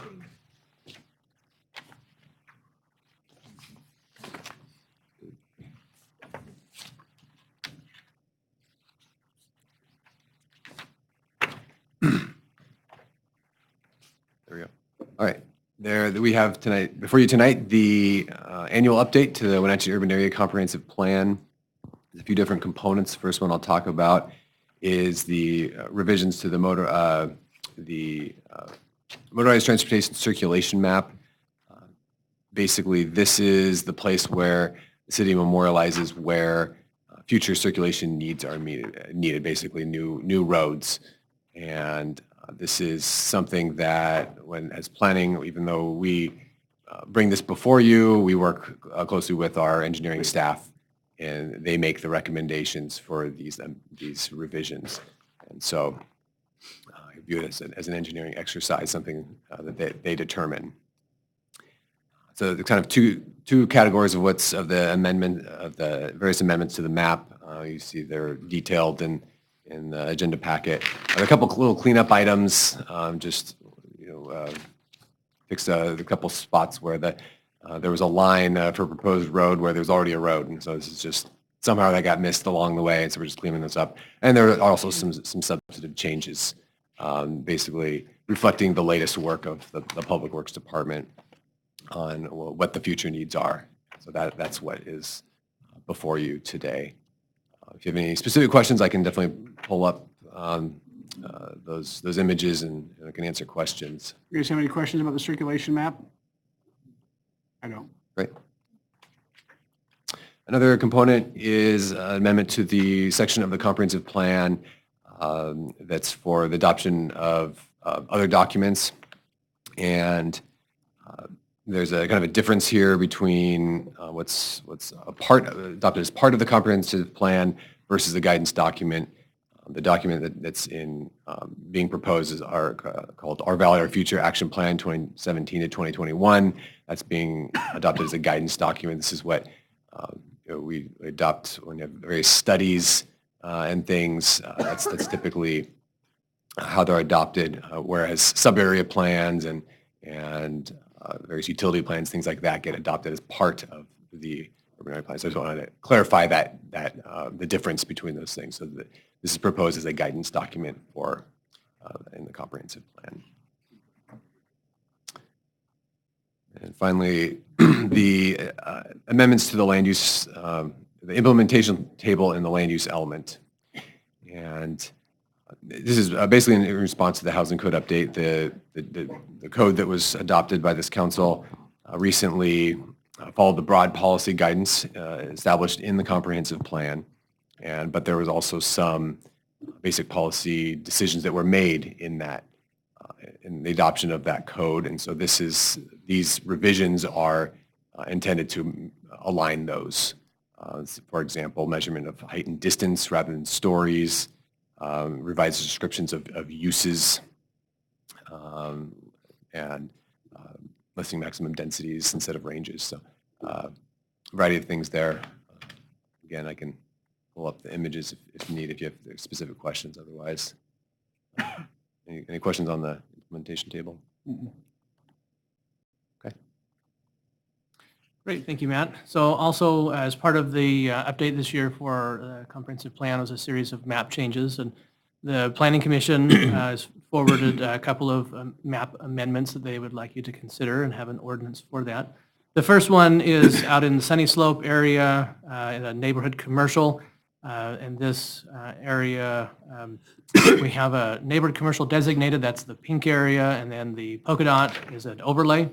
And as you can see, the overlay is on top of the commercial zone. So it's just more of a cleanup that the Planning Commission is recommended to you to no longer have the overlay on top of the existing zoning. The second one also is a map cleanup. So this is in the off of Springwater and Spring Mountain Drive, the new Pine Shadow subdivision. This is a map cleanup aligning the zoning district boundaries with property lines. When the previous map changes were made, there was large parcels with general lines drawn. This matches up closely with the property lines. So those are the two map changes that the Planning Commission recommended to you. The city staff had other items that were as part of the map amendments. The Planning Commission reviewed those. They are map amendments specific to the western foothills. The proposed changes in the foothills were intended to address wildfire concerns. The comprehensive plan speaks to reviewing the foothills in light of the Planning Assistance for Wildfire Program and the Wildland Urban Interface. The Planning Commission at the hearing was hesitant to act without additional information. They felt they needed more time on looking at the foothills, and so did not recommend approval of those map changes. I just wanted to cover briefly what they are. So a few images. These again are in your staff reports and agenda reports. Few areas throughout the community that are designated as residential low, that are adjacent to the foothills. These areas could develop up to 8 dwelling units to the acre. Many of these areas are already developed in existing neighborhoods, and the proposal was to change some of those from residential low to residential single family, which has 8 dwelling units, or 6 units to the acre. The more significant changes, though, are the properties that are currently residential low or residential single family and proposed to go to the residential foothills low designation. And that was a designation that was specifically drafted in about 2010 for the Skyline Drive area, steep slopes, reduced 2 dwelling units to the acres, larger lot sizes, smaller lot coverage to address some of the concerns in the foothills, as well as includes standards for wildland urban interface and building construction materials. And then the second map here, again, residential single family to residential foothills low. This map on your right is north of Springwater and Maple. Then I think Steve King has some additional information that he also wanted to share with you about the foothills and the fire planning and the interface there. Okay, good evening, Mayor, Council. Steve King, Economic Development Director. In your packet, we provided an additional memo. This was completed on December 5th, and this memo was drafted based on listening to the planning. I don't think we have that, Steve. You do not have that? It was. Is it in our e-packet? Our electronic packet? I don't have. I don't remember seeing it in our e-packet. Oh. You just talk about it. Let's just talk about it. Yeah, it's sort of Okay. general stuff. Do you have it on the slide so we can see a bigger version of it? Yep. I can pull that up.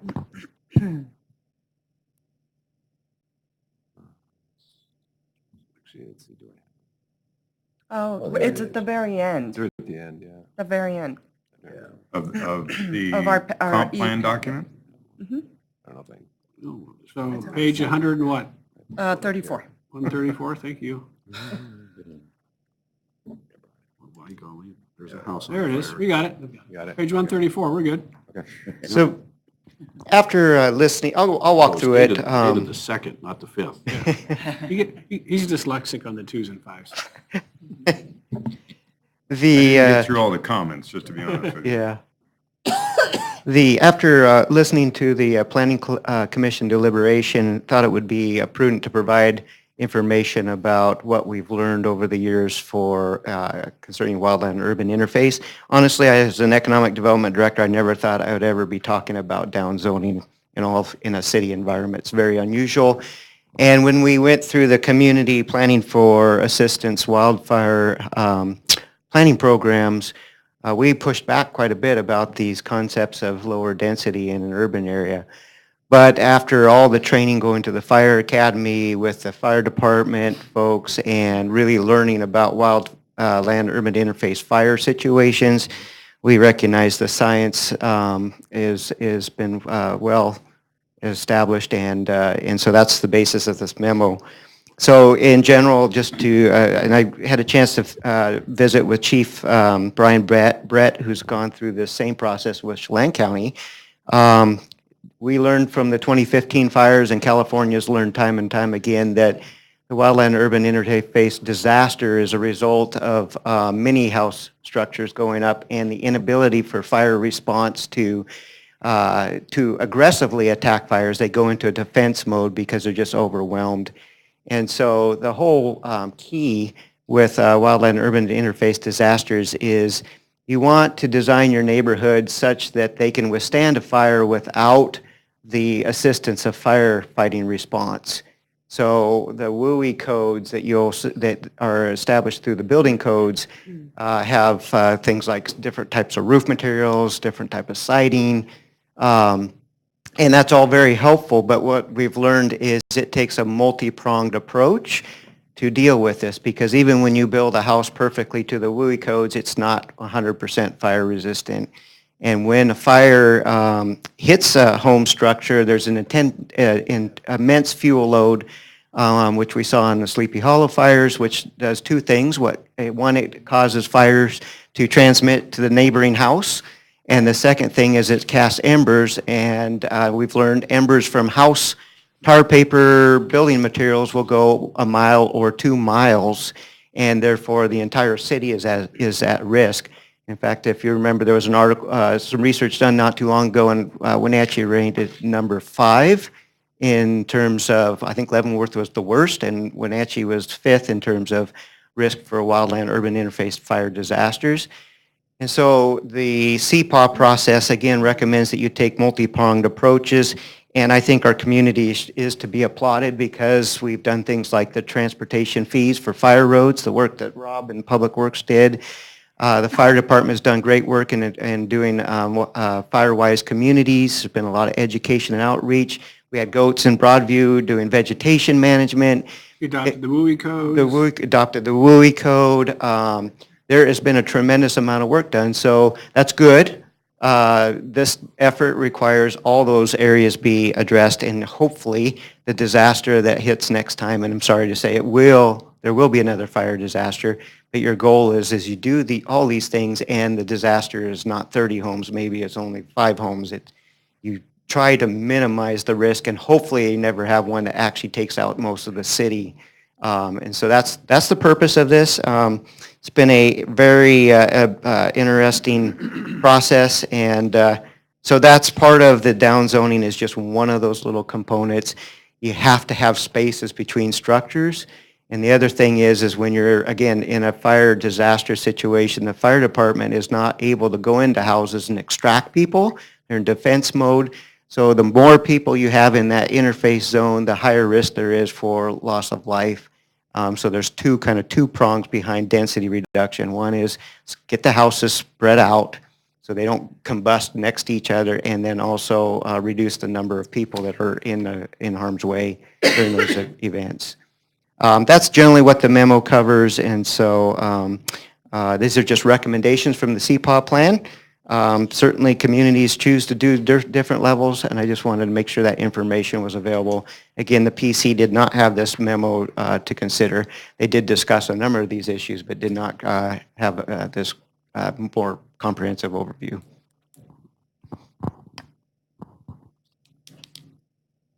Thanks, Steve. So before you, staff has prepared 2 documents. One is Resolution 2019-58 that would adopt the amendments as presented by the Planning Commission to the comprehensive plan. So that includes the circulation documents, the implementation plan, and adopting the Our Valley, Our Future as a guidance document, as well as Ordinance 2019-49 that would amend the official zoning map. Again, those are based off of the recommendation of the Planning Commission.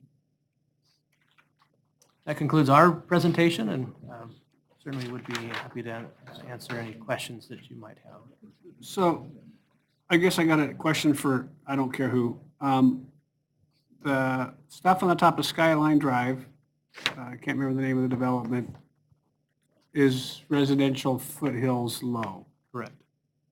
And that was done for CPAW purposes? The reason we zoned it that way was, obviously, we didn't want 300 homes in that was it more related to fire or habitat or mildew? What was our reasoning as a city for doing that? And Oh, good, it's on. So Glenn DeVries, my understanding, the rationale at that time was fire, and then foothills studies had occurred at that time as far as the aesthetics of the foothills. So it was a combination of both of those things based on studies, and there's an interest in bringing in that road in its entirety into the city, but that a recognition that those areas had increased fire risk, and that there was an aesthetic value to the community in looking The at them. aesthetic value being that the hill is facing the valley. With the Davenport property, it's sort of facing the other way. Is that? It is a different circumstance in Thank that you. regard. That was my only question. And just for the councils, again, you've got the recommendation of the Planning Commission, which is the motion that's in your packet. And if you're interested in looking at some of the stuff that Steve King talked about in terms of that, there's another motion that would incorporate that was a handout. All right, time to hear from the folks in the audience. All right. Anyone wish to address the city council regarding the annual amendments to the Wenatchee Urban Area Comprehensive Plan and the official zoning map? Come on up. Hi, Sheree, how are you? I'm good, Frank. I am Sheree Keller, 1111 Westview Drive. My property and neighboring properties are currently zoned residential single or residential low.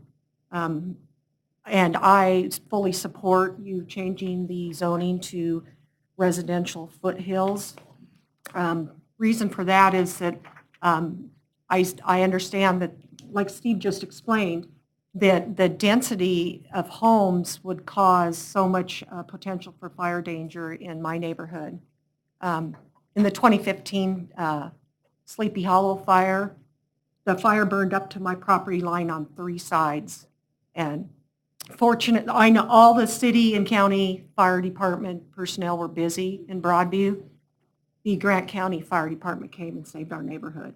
So I know how that our local resources can be overwhelmed. Hopefully my neighbors who are back here will talk as well. Their house was on fire when they fled with no resources available. If the foothills areas are allowed to have higher density, or the density they are currently zoned for, I think it's too high of a density. I support that they go to the hills designation. And I would like to also say that I appreciate what John Riccardi said, that what's our biggest risk, did I say it right? Yeah. Or what, he said, what's our biggest risk? Wildfire. It's labeled as extreme risk. So I hope that you would all take that into consideration when considering the zoning. Thank you. Thanks, Sheree. Yes, sir. Come on up. We got 2 sirs. We got a right sir and a left sir. How are you? Good, thank you. Name and address for the record. My name's Paul Firmanchik. I live at 1044 Surrey Road. So I'm right at the edge of basically the school district property where we have all the sagebrush. And out of the 8 years that I've lived there, 3 of the years we've been on evacuation notice, and 2 of the years the fire came directly into our property. And so the last time it came with the Sleepy Hollow fire, the only reason our house survived is our neighbor brought a water truck with 7,000 gallons and sprayed basically the entire property around. And so the fire department couldn't come, and actually they can't even get to our property very easily because there's no turnaround. And so I think in terms of just considering what's going to happen in the future, we're going to have longer summers, drier summers, more drought. And I think it would be very wise in order for the city to basically consider putting this residential foothills so we're at lower risk of fire danger. Because I, as a property owner, can do certain things for, wildlife or wildfire risk mitigation. And so one of the things I do is that, I have a pool, so now I've set up a pump and I have sprinklers, but in reality, that doesn't really matter very much if we don't take the whole comprehensive view. So. Great. Thank you. Thanks, Paul.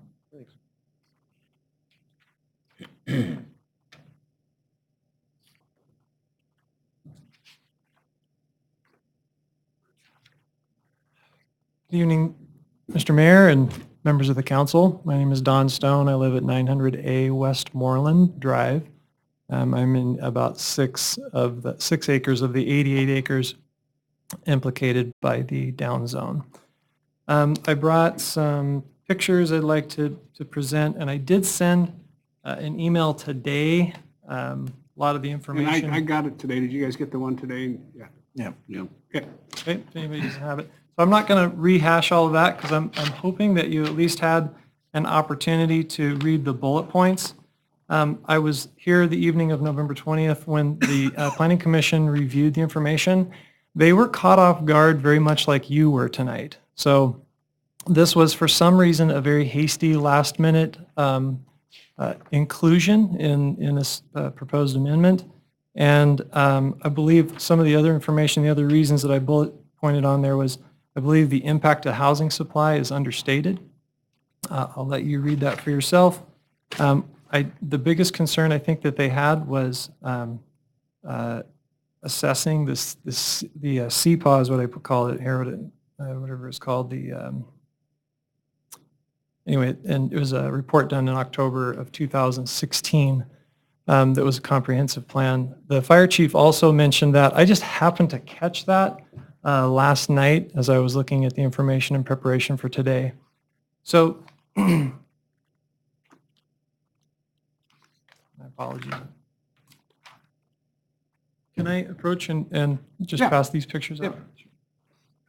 And his note is attached to your stuff today if you haven't already seen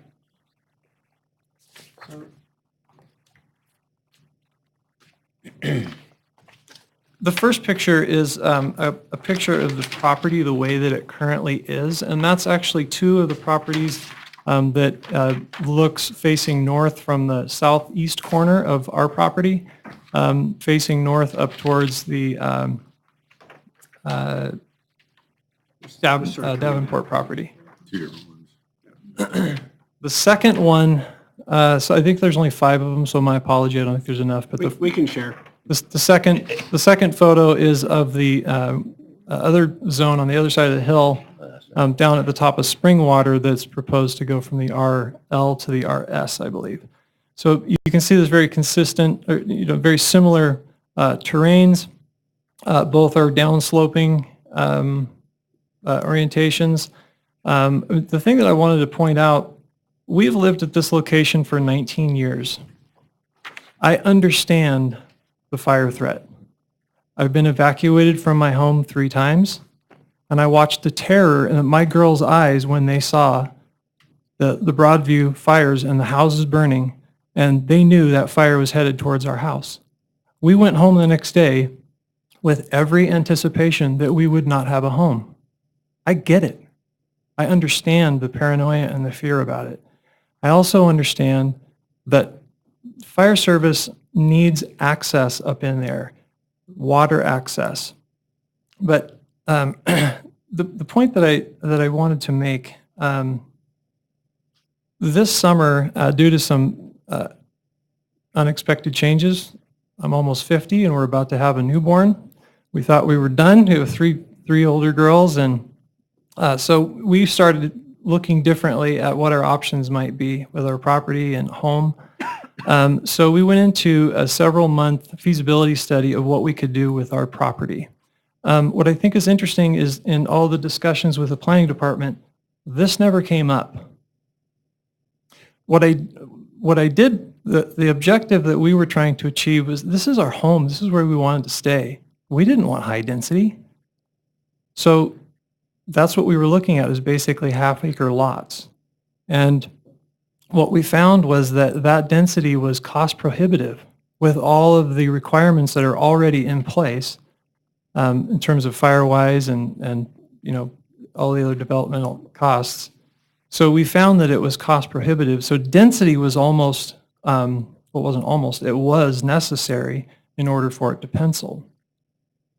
So before October 24th, which was the first time that we received any notification of this, we were in this place where, gosh, what do we do now? We're on this property that is a lot of work every year to try to keep the fire hazard down.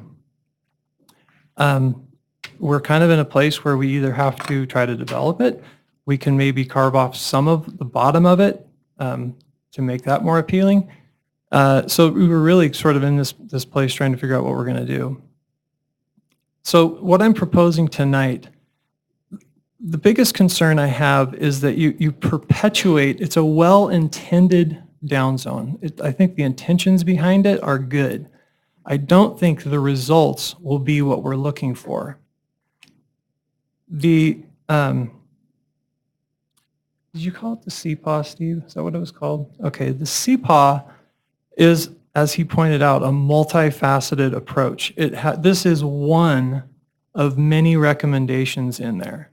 And so one of which was to partner with the stakeholders, and a lot of that was, some of those listed were the recreation, the access we have to the Sage Hills area. Right now, there's very limited access. If we impose this, there's even greater lack of access. So why would we effectively perpetuate an existing hazard? And if you could get development out there, let's say in the future the property values go up, the supply is in such a place that it warrants the development, you've now created a place that people have less access to one of the greatest treasures we have in this town. So I would propose that we accept what the Planning Commission has proposed, and that is to look at this more holistically over the next year. If it's necessary or possible to put a moratorium in place so no funny business happens in the next 12 months, perhaps that's an option. But I would volunteer to try to coordinate with stakeholders, neighbors, so collaborative effort between landowners, between the fire department, between the city planners, and try to identify a holistic view from an economic development standpoint, from just a livability, and create an area or a design for the future that gives you that perimeter buffer between the wildland interface and the community. And in so doing, create a very cool community that actually embraces the Western foothills instead of locking them out from the rest of downtown. And the only point I wanted to make specific to the fire chief's logic, he painted a picture in there of how a fire can start from embers and how that can carry. If you kind of follow it out, if an ember from a burning home can fly 1 mile to 2 miles and land downtown Wenatchee, not on buildings, but on a wide open parking lot full of corrugate cardboard, I might add, that's still there. If that's possible, how is it not possible for that same ember from one of those homes to burn over, drop into the existing neighborhood that's 100 yards away and catch the whole thing on fire? So I think we can achieve a lot of what he's proposing in a collaborative way that doesn't preclude us and perpetuate an existing problem. Thank you very much for your time. Thanks, Don. All right, who else would like to address the council on this amendment to the urban area comprehensive plan?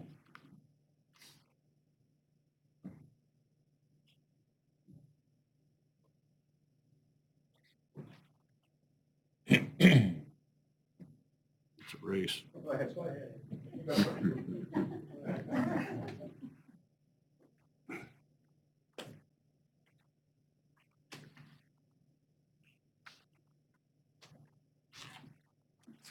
Am I able to present just a visual to the? Sure. And we might share amongst each other, or we may not. We can share. Sure.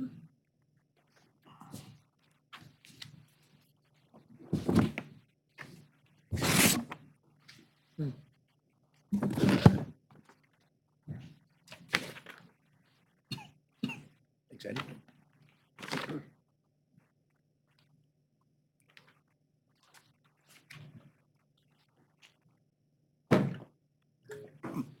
My name is Andy Dappin. I live at 2332 Westview Drive. It's part of the neighborhood that is Westchester, Westwick, Westmoreland, Westview. We've got a lot of Wests up there, but we have probably 10 or 12 neighbors here at the meeting today. A few have left, but maybe just you can raise your hand back here. A few of them back here. Okay. So you get a view of the fact that we're concerned about how the foothills develop. We are actually quite close to the foothills. Some of the foothill property that's being discussed as part of the rezone is about 50 yards from the entrance into our neighborhood. So our neighborhood started to be developed in about the 60s. It's grown through the 60s, 70s, 80s, 90s. Unfortunately, it developed during a time when we didn't have Firewise procedures, and so we have a lot of homes in that neighborhood that have mature landscaping, that have not very good siding to endure fire. And so we are really particularly concerned about what happens as fire approaches our neighborhood. With the potential of the Davenport property to have the residential low development, I've given you a visual there as to two of the parcels that would be part of that neighborhood, one using the residential low, one using the residential foothills. Obviously, a neighborhood's not going to be gridded like this, but it just gives you an idea of the density that residential low might give you. You can see on the one that's plotted for the residential low, there is a shed or a garage that's on the property, and it takes up an awful lot, maybe half of the lot. So what Steve King was saying as far as what's been found by these studies and the best practices now, that once you get an ignition on a property, the possibility of building-to-building ignition is extremely high. And I think that grid, it just gives you an idea and an appreciation for how close buildings may be and how easily, even if they were built to Firewise standards, one ignition could get another home going. We know from the Broadview fire, some of the homes had fire-resistant or fireproof roofs. They had construction on the siding that was non-combustible, but still, when they had houses next to them burning, windows blew out, embers came in, and those houses burned. So from our standpoint, we feel like if the really high density development is allowed, it really, one, is a very real threat to that neighborhood itself. And in our case, it's a very real threat to our neighborhood. The embers would come off of buildings that are burning. They would fall into our neighborhood. We've got juniper. We have some homes that still have cedar shake roofs. And so a catastrophe there really impacts us in a very stronger and more direct way than having low density or even no density at all. I want to thank the city for really delving into this issue. It's an important one. It affects the safety of not just the neighborhoods on the outskirts of town, but really the city as a whole, as was explained with these embers flying. We've had ignitions within the city, and there have been times when the Broadview fire was a good example where the city was really very close to being in a catastrophic situation. We got a little luck with weather and wind changes, and what could have been a really catastrophic situation was averted. So with these new looks at our interface lands, I think we're taking really important steps to mitigate the problem, and I really hope that the city delves into this carefully, that they look at the welfare of the citizens who are buying into these neighborhoods. They look into the adjacent neighborhoods that are impacted as they make a decision on this down the road. And I guess more than anything, I really appreciate the work that's been done what Steve was talking about with this memo that he put out, it really does outline a lot of the best practices and what's known at this point as being best practices. Obviously, this is going to evolve over time, but let's not repeat mistakes that we've made in the past and move ahead with more reasoned and better science behind our decisions. So thank you very much for hearing me out, and thanks for tackling this. Thanks, Andy. Who's next?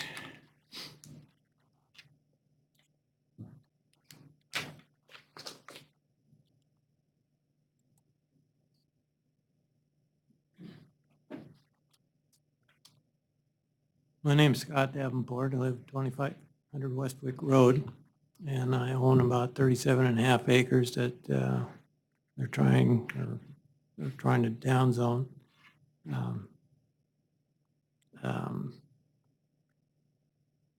I'm going to try not to get animated up here.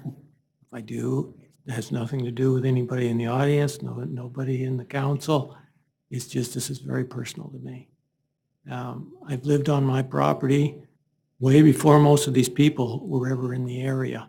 I've lived on my property since 1974. And when I bought that property, actually in 1976, I bought my home in 74. In 76, I was able to buy that first 20 acres. And because of Mount St. Helens and so forth blowing, and we had to get an easement from WSU, I wasn't able to close until 1980. In 1980, I was making about $18,000 a year, and I had a $4,600 annual payment. And I know this is personal to me because that's hard, when you got two kids. Luckily, we didn't have car payments. But so this goes way back. And if you talk about planners, I mean, I started with Bob Hughes, went to Cindy, went to Roger Stahlheim, went to the guy from Tri-Cities, Glenn for planners, Steve King. I've worked with him a lot. I've met with Frank quite a few times. I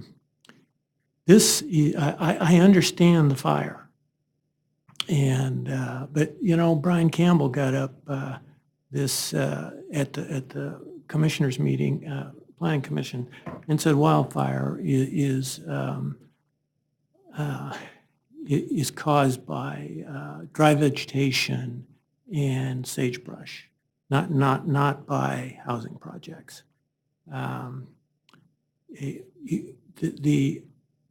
I've totally just lost all my notes here. I'm just kind of winging it here, but I just want to stop that for here. What's happening here? People have used my property for their privacy for a long time. I mean, all the people that live up there, they do that. What I found out at the Planning Commission meeting was first, the affected property owners, there's only two of us here at that meeting, which was Don and myself. There's Andy was there and some other people were there, but I mean, we're the one, affected with the down zone financially. This has taken 75% of the value of my property away. It's no different than if you own a $400,000 home, they come in and say, now your property is worth $100,000. It's very personal. And it's real simple math, 8 lots down to 2. That's 75% reduction in price. And I also learned, which I've learned to ask why and who when these things comes up. Where did this come from? I mean, Don kind of mentioned it just kind of dropped on us on October 24th. All of a sudden, we're going to have a down zone. This didn't all of a sudden happen. This has been going on for a while. I don't know how long it's been going on, but I mean, the agenda has been your agenda for a while. It didn't just come to you guys on the 24th or the Planning Commission, and so nobody's mentioned this to me. But one of the commissioners said, you know, the commissioners, what they said was, we've never even heard of this RF zone. Where did it come from? And the presenter, Steve, I'm sorry, Steve, I never met you, but the other Steve, not Steve King, but he said, well, you know about it. And one of the commissioners said, no, we really don't. I'm not familiar with it. And again, he said, you know, they knew about it. And then another question that came up, which is just hugely important, was one of the planning commissioners said, what about this west access? The information was in your folder, the stuff I sent to you too. One word answer, no, it can't go in. And no explanation. Just a little explanation. That's the biggest issue there is. We need we want to fight fire, we need a west access. I got thrown under the bus with the school district. Back in about 2015, I was working with Steve and Glenn and others, and we had to get in the comp plan at the time a designated access across the school district ground and in the comp plan. And Glenn calls me in a month later, 2 months later, whenever it happened, and said, well, we got it in here, and he gives me a map that shows it going diagonally across the school district ground up to my property. And then here about last spring or early summer, I called Steve. I said, Steve, I haven't been invited to a meeting in 2 years. What's going on? He says, come on in and we'll talk about this. And he tells me, well, the good news is that we got access across, and we give it to Bart's subdivision over there, but they won't allow it to go up to your place. That's where I got thrown under the bus. It was because what we had done years ago is why that access was undesignated through the council, or through the school district. And so now coming to this down zone, I said, who and why? Who is saying this and why? I didn't get any answers. I mean, the answers I got, Glenn. It was the planning department. So I said, okay, I'll go talk to Glenn. And I went and talked to Glenn. And you know what Glenn did? He listened to me. He listened to everything I had to say. I probably had an hour meeting with him, and I did all the talking. And he goes, well, here's what you got to do. You got to make your case, and you got to have a cover letter, which I sent to you folks. You got to have these diagrams. I have a 300 unit plan for that property, and what we need is a west access. We can't develop that without a west access. It keeps going away. I want the best for Wenatchee, just like everybody in here and everybody up here wants. But what isn't in in this analysis is three things. One, there's nothing in there about the west access. That's how you fight fire. It's not downzoning. There's nothing in there about the elimination of tax base.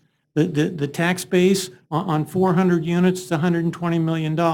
If I can only put 70 lots, $1 million lots, $1 million homes, $70 million. We lose $50 million worth of tax base.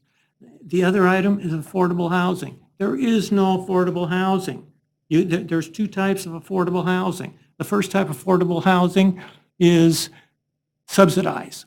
The second, I'm not talking about subsidized affordable housing. I'm talking about private affordable housing. And affordable housing that's that is built by builders. And how you do that? You take a 300 unit or a 300 units on this property, and you design 100 units at $300,000. You design 100 units at $400,000. You design 100 units at $500,000. You get an average of $400,000.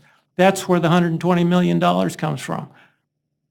The thing about affordable housing, well, you know, what Why don't we have any affordable housing? It's because you can't start with a $100,000 lot, or in this case, if I can only have 70 lots, I got to start with a $200,000 to $250,000 lot. We got $1 million home we're building for elites.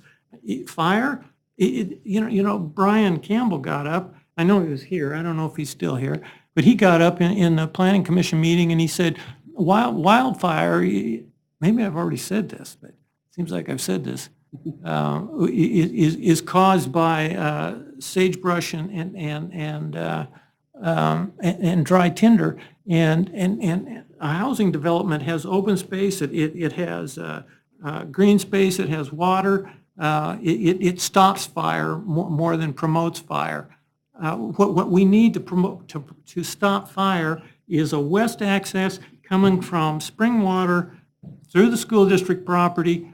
Just like what Don was saying, there's no access back there. If we had that access, we wouldn't have the fire problem because people could get to it, or emergency vehicles could get to it. And it also gives Fifth Street corridor a way out if we had that access. I don't know what else I got here, but I'm about through, but I just feel like it's just total stacked deck here, but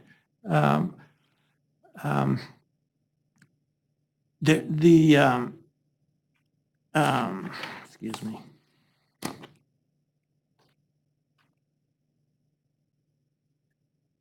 Wenatchee is growing because of quality of life.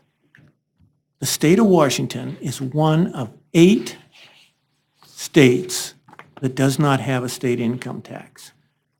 The high-income states, California, Illinois, New Jersey, New York, and there's others, they have a net population outgo. Washington and the other 7 states that don't have a state income have a net population growth. And then when they get to Washington, they come to Wenatchee because of quality of life. So we need housing. We need affordable housing. And we don't have it. And if you stop it here, if we can't build on my property the way it's designed with density, you cannot build affordable housing without density. And so there's just 2 sides of the coin here. I mean, we have fire departments, we have, I mean, even that wildfire, if you want to prevent that hillside from burning, once a year in July, go in and take an orchard mower and mow a couple swipes along that deer fence. You've stopped the fire right there. That's exactly what one of the folks back here said, that they came and they said, what happened, they came up to my place and they dropped a D9, and he went down and went up across my property, put a fire line all the way over to Westmoreland, turned around, came back, went down, went above the deer fence, and went all the way over to Fifth Street, and it stopped the fire, because that last fire was coming from the north, and it was coming from the west. So it's fire lines. I mean, there's ways to stop fire, and it isn't 20,000 square foot lots. I mean, there's other result-oriented ways to stop fire. All right, we gotta finish up. We got more to do. Okay. All right, thanks, Scott. All right, who else wishes to address the council on this matter?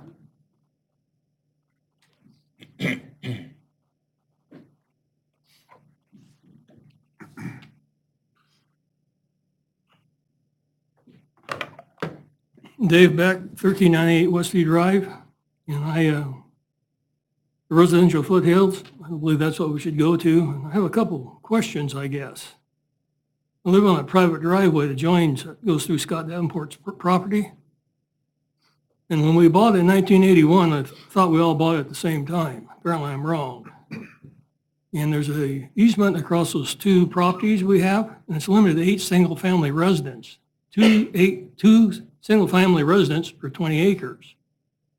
I bought it under those conditions. Now, I'm willing to live under those for the rest of my life. Now we're all of a sudden talking about 300 to 400 units. That's a little bit high.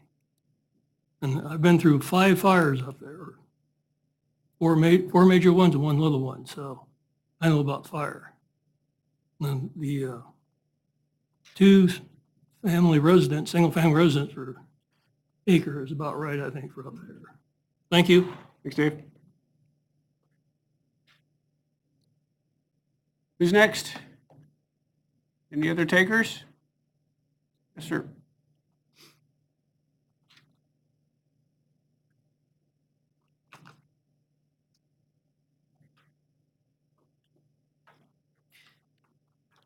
Thank you, Mayor and members of the council. My name is Greg Wright. My office address is 29 South Wenatchee Avenue, and my address is actually across the river at 580 7th Street Northeast in East Wenatchee. I'm the managing broker of the Nick McLean Real Estate Group. I am also a past president of the Washington Association of Realtors, and I am a past member of the board of directors for the National Association of Realtors and former chair of their Economic Issues Committee. I'm very concerned when we're talking about downzoning at a time when I take a look at our database and I can see how many hardworking families that we have here in Wenatchee that are wanting to buy homes. We don't have available homes for them to buy. Now, I can look at their database and I can see where they are. They're in the rental stock, which is why rentals are virtually unavailable in town, which is also why that we are seeing families in crisis unable to find housing at all. So when I take a look at that and I see that we're talking about eliminating 300 units, potential units, further exasperating that problem. It's very frustrating, to say the least. But let's set that issue aside. I've also had the privilege of serving 8 years as a county planning commissioner during the implementation of the Growth Management Act, where we initially said, okay, hey, outside of the UGA, we're going to downzone that. And the responsibility is to take a look at the UGAs and find innovative ways that we can build good communities inside of those. And there's a process for that. I mean, that's something we take a look at densities. We also take a look at things of, you have to do a buildable lands inventory, and you have to make your adjustments based on that. And when I take a look at this downzoning, I don't see where anyone has done any work on how we address the buildable lands. I don't see the economic analysis, just even how this would impact the capital facilities plan that you just adopted, that work hasn't been done. And I think that's part of the reason that the Planning Commission says, wait a minute, there's definitely some merit here, but there's some more research that needs to be done, some more work. This isn't quite ready for prime time. One of the other issues that really is a big issue when we start talking about fire hazards. It's something I served 10 years as a firefighter. I know what it's like being on fire crews, saving structures. In the early 90s, both on the Rat Creek and the Tyee fires, I was on crews that we were saving homes from wildland fire. I know what that work is like. I know which homes are easier to save and which ones, unfortunately, are just not defendable. I have also had the privilege serving on a statewide technical advisory group that specifically looked at the WUI issue. And the reality is, WUI, that is the wildland-urban interface. And what we're really talking about there is this is the area that should be in between where we have our urban development and where we have the wild areas. And so when we're talking about protecting these areas, this isn't something we should be talking about inside the UGA. We should be talking about what we're doing outside of that. And when we take a look at the areas inside, that definitely taking a look at how we can make housing more safer. I tell you, just downzoning it, we're missing a lot of the things that we can do to make the community safer. Now, I say this as someone that during my 10 years as a service,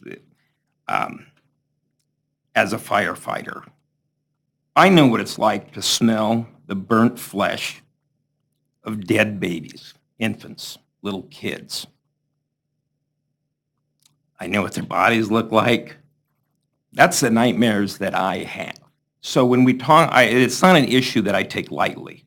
As a husband and a father, the worst moment of my life was in 1993 on December 3rd when I came out of a house, the crew, after seeing a family in the remains of a burnt out home, and they're confronted by a father who was away, and he came up to me wanting to know where his family was. Worst moment of my life. Second, worse after having to answer that question was watching him collapse. So when we talk about saving lives, this is something that it's, you know, it really, that's the most important thing that we have. And we can do a lot more when it comes to facing the fire hazards that we know we have in our area.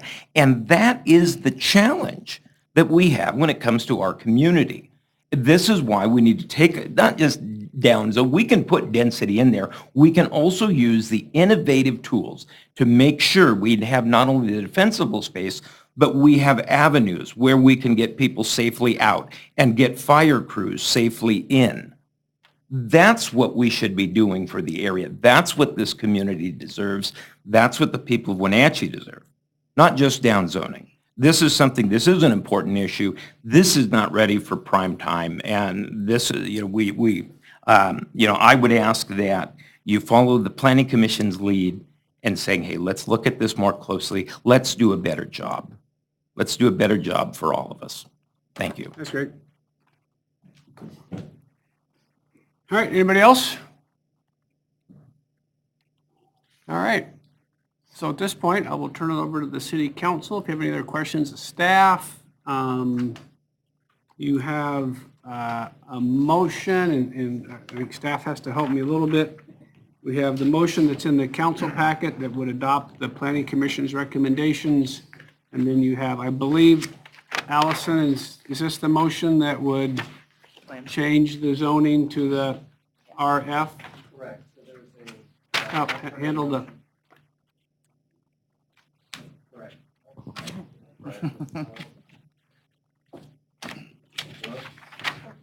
Just gotta hold it for a little bit.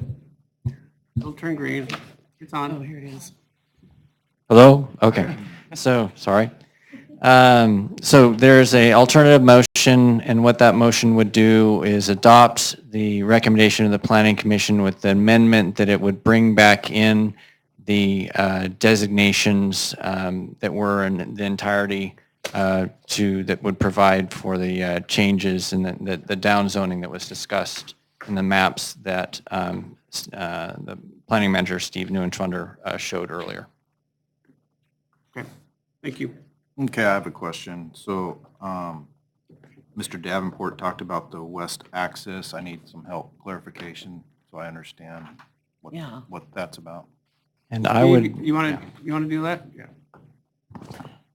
I believe the west axis that Mr. Davenport was talking about was off the end of Springwater, in which a road would cross diagonally up the mountain off the end of Springwater.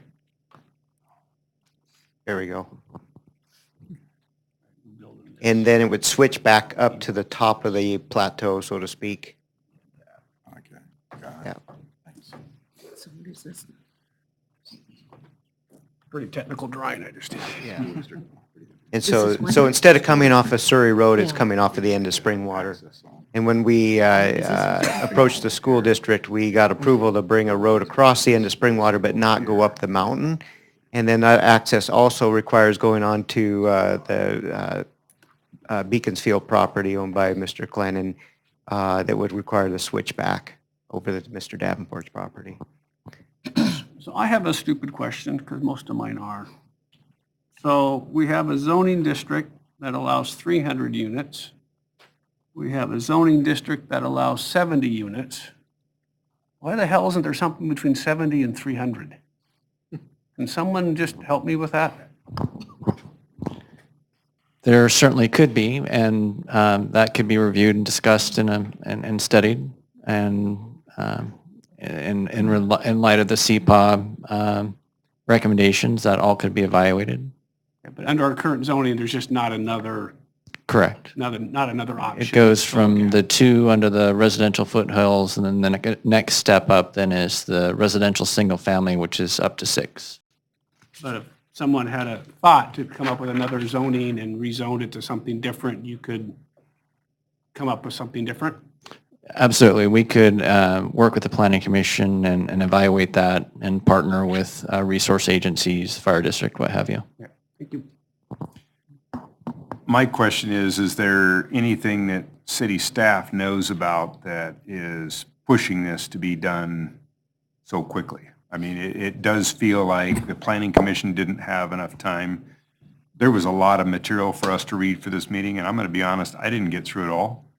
And I'm wondering if this couldn't be tabled and give the Planning Commission another chance to look at it as well, and us to look at it further as well. Is there any reason not to table this tonight? That is definitely the council's discretion to do so. But you don't know of anything that would be pressing if we tabled it for? There's not a time frame set in the comprehensive plan. There is policy guidance to review it and consider the CPA recommendations, but there's not a specific timeline set in the comprehensive plan. Thank you. It would be 1 year though, at a minimum, right? Correct. We cannot amend the plan more than once every year. Yeah. But if we did nothing tonight and did no amendments tonight and tabled it. Unless you get a vested application. Then you do it next year again. Yeah. Yeah. Unless you So- get- And so if For a you year did from it, now. so if you did it, let's say you tabled it and you decided in January to do something, right? And then that means the 2021 is done, and the next time you'll get to do one is in 2021. So I think, I'm not saying it's a better approach, but an approach would be just to adopt what's there, right? It's there, the Planning Commission adopted, it doesn't change Mr. Davenport's zoning. It changes the stuff that we need to do in Sunny Slope and a couple of the other fixes, and then the Planning Commission can look at this next year, they can study it, and they can come back maybe with different alternatives. That is sort of option one. It's really sort of no harm, no foul, nothing's different, right? Mr. Davenport, if you table it for a year, can come in February and bring in a building permit for a subdivision request for 300 units. He could, do that tomorrow if he wanted to under, this doesn't.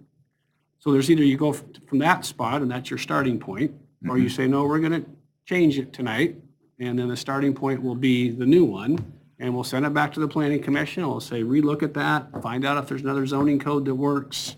Is there a different number of units or stuff that works for that district that is somewhere in between, if that's something that council wants them to look at?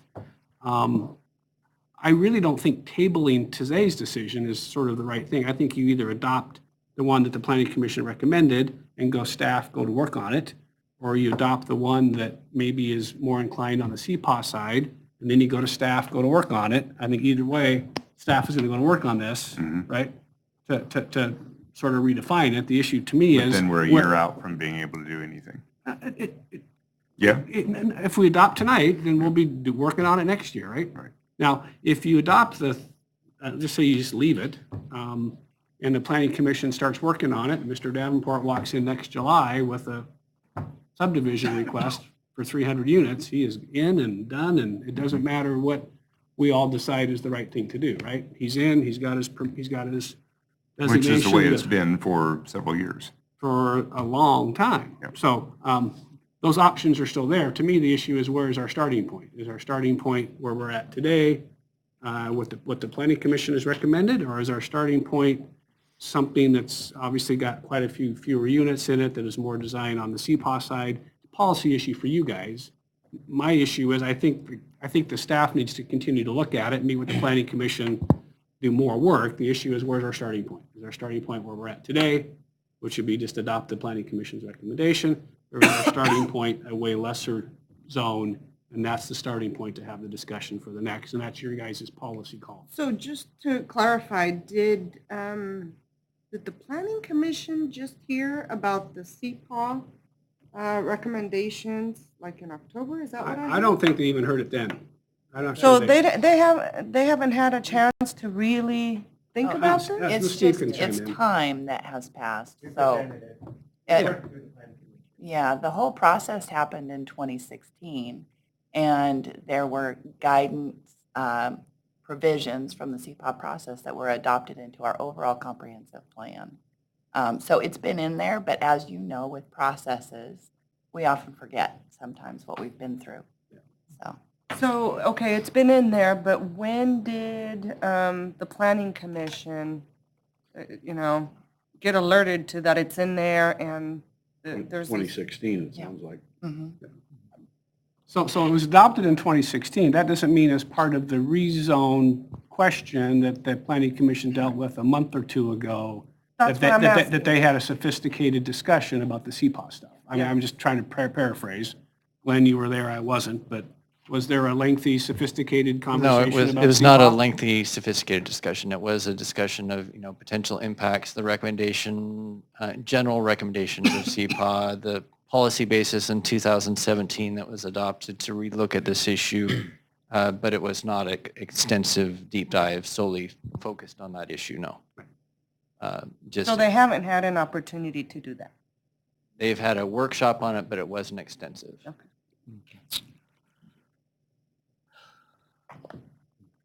All right, any other questions? So I mean, I suppose we could table it, but it seems to me we should, I don't know. I'm just looking at all of our options, okay? Yeah, I'm yeah. not necessarily Yeah. saying tabling is the right thing to do. I'm just looking at our options. You've explained that if we don't do anything and that pushes out to 2020, we've got the year Right. before we could do anything else. I understand that. And if we pass the planning commission recommendation, there's no downsizing of the zoning? It's not down-zoned yet, and we'll turn it over to the planning commission. They'll work on it, but obviously Mr. Davenport has the opportunity to walk in next, whatever. But he's had that opportunity He's had that opportunity, since yep. 1976. Right. And when could that second amendment, would be a year out before that could be adopted if we don't adopt it tonight? You could do it- 2020. You could, yeah. Well, if you don't adopt tonight and then, If we take the planning commission's recommendation, right. we send the staff back and the planning commission back to look at CPAW a little bit further Mhm. and make those modifications, maybe come up with yet another foothills medium or something like Right. that. When could we adopt that? You could adopt it next Next year, year, year from anytime now. during the year, but that's your only, Anytime during 2020. yes, but that's your only one that you could do during that year, Gotcha. right? Yes. In essence, yeah. Right. So it seems that at a minimum, the minimum floor is the planning commission's recommendation. Right. Because to postpone it, table it, it leaves a lot of other components that are proposed undone. Yeah, that's what I'm saying. You gotta, And whether it's the transportation element or some of the zoning or some of the other plan stuff, that does not make sense to me. Yeah. And again, it was just, I'm exploring options and I understand the reason for not. Yeah, I guess what I'm saying is, I'm not willing to table the planning commission's recommendation over this one very singular issue. Yeah. I'm not willing to do that. Yeah. I don't disagree. so I guess I'm looking for a motion for either adopting the planning commission's recommendations or a motion that would, on the printed report that sort of gets us to the change in zoning on the Davenport and some of the Clinton property to the RF zone.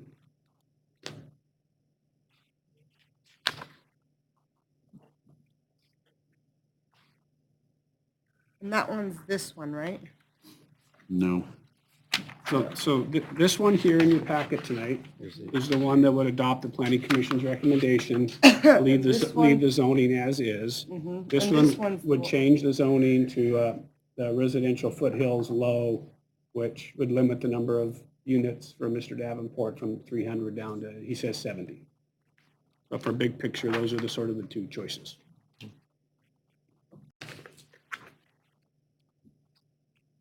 Well, I'm really concerned about allowing more housing up there. I understand we have a housing crisis and stuff, but we've been, we've been fairly flexible in, bending to more housing up in that area somewhat, but at a certain point, we do have to think about, the fire hazards. And so I want to make this motion, to change the zoning so that it goes to the Residential foothills. residential foothills, yes. So do you want to go ahead and read that into the record so that do you have the copy of it? Sure, yeah. I move to adopt the recommendations of the City of Wenatchee Planning Commission incorporated in Ordinance 2019-49 with the following amendment.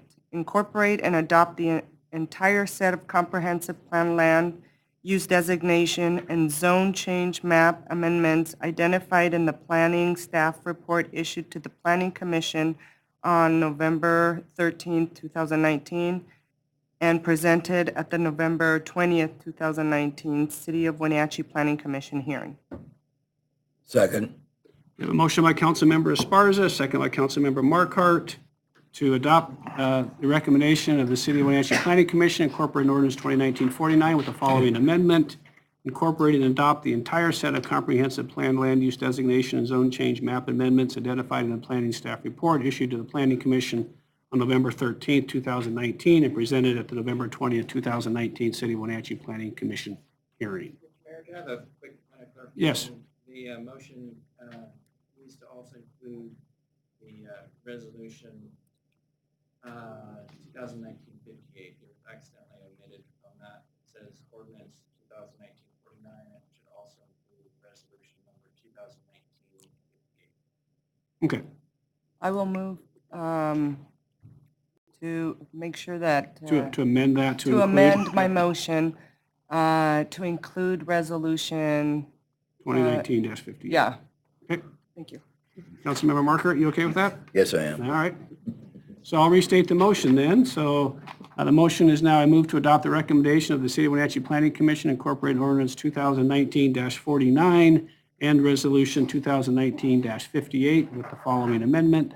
Incorporate and adopt the entire set of comprehensive plan land use designation and zone change map amendments identified in the planning staff report issued to the Planning Commission on November 13, 2019 and presented at the November 20th, 2019 City of Wenatchee Planning Commission hearing.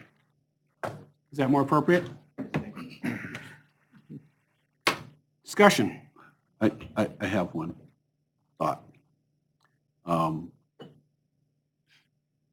that would be to the thought of entertaining a motion to amend the main motion that would essentially instruct the Planning Commission to further analyze this in light of the CPAW and involve stakeholders, which would be the property owners who want to remain, as well as the property owners who are in the vicinity, and report back to us at some given time next year, September or whatever the process starts. I'm not. When do you go out for 60-day review on this? In October? Okay, so we'd want to know like in August what that was. Is there any energy for something like that would still engage the Planning Commission to look into this further? I would actually, my thought would be that if we're going to adopt this, we adopt it, and then we come up with a motion right after that, asking the Planning Commission to look at that. Well, either way, I could Yeah. do an amendment, or we just do a Yeah. motion, but I don't want to, I think we've heard enough that merits, this is a lot of work for our staff and our Planning Commission, and it doesn't mean that we can't step back and take a look at that. And I think we should. Yeah, I think we should too. Because it's not just this area. There's going to be other peripheral areas that we might be able to take another fresh look at. Right. I'm going to agree with that because I'm really struggling voting to adopt this tonight. I will do so as long as we do put it in the record that we will be revisiting it and looking at other options and definitely engaging the Planning Commission. It's a tough subject. I agree with you that we don't want our hillsides to start looking like some hillsides in California do, where we have houses everywhere. There's other issues that go along with that, with land stabilization and so on, so it concerns me. So with the idea that we will add another motion on there to restudy it further? I'm okay. That's the beauty of this thing, you know? You get to look at it every year to see if, or, you know, Right. what At you least want to once do a with year. it. I mean, it's, So the motion on the table is to downsize. The zone, down zone, right? yes, that is the Yeah. motion. And then I think we'd follow then up there'll with be a a follow-up, we'll follow-up yeah, motion to. passes. I'm fighting with even the next motion on it. Me too. Part of me feels like it's whoever's land, I don't care whose land it is, it's their land, and my attitude is give them a year to get his act together. If you want to figure it out to do housing, and if you don't, you don't, then you take your gamble next year or some other time. So I'm going to vote no based on timing, and he didn't have a chance to put something together. Yeah, he had 20 years, 30 years, but yet, you know, he got surprised maybe in October, maybe not surprised, I don't know. So I'm going to vote no on this. Linda, you want to say anything, or?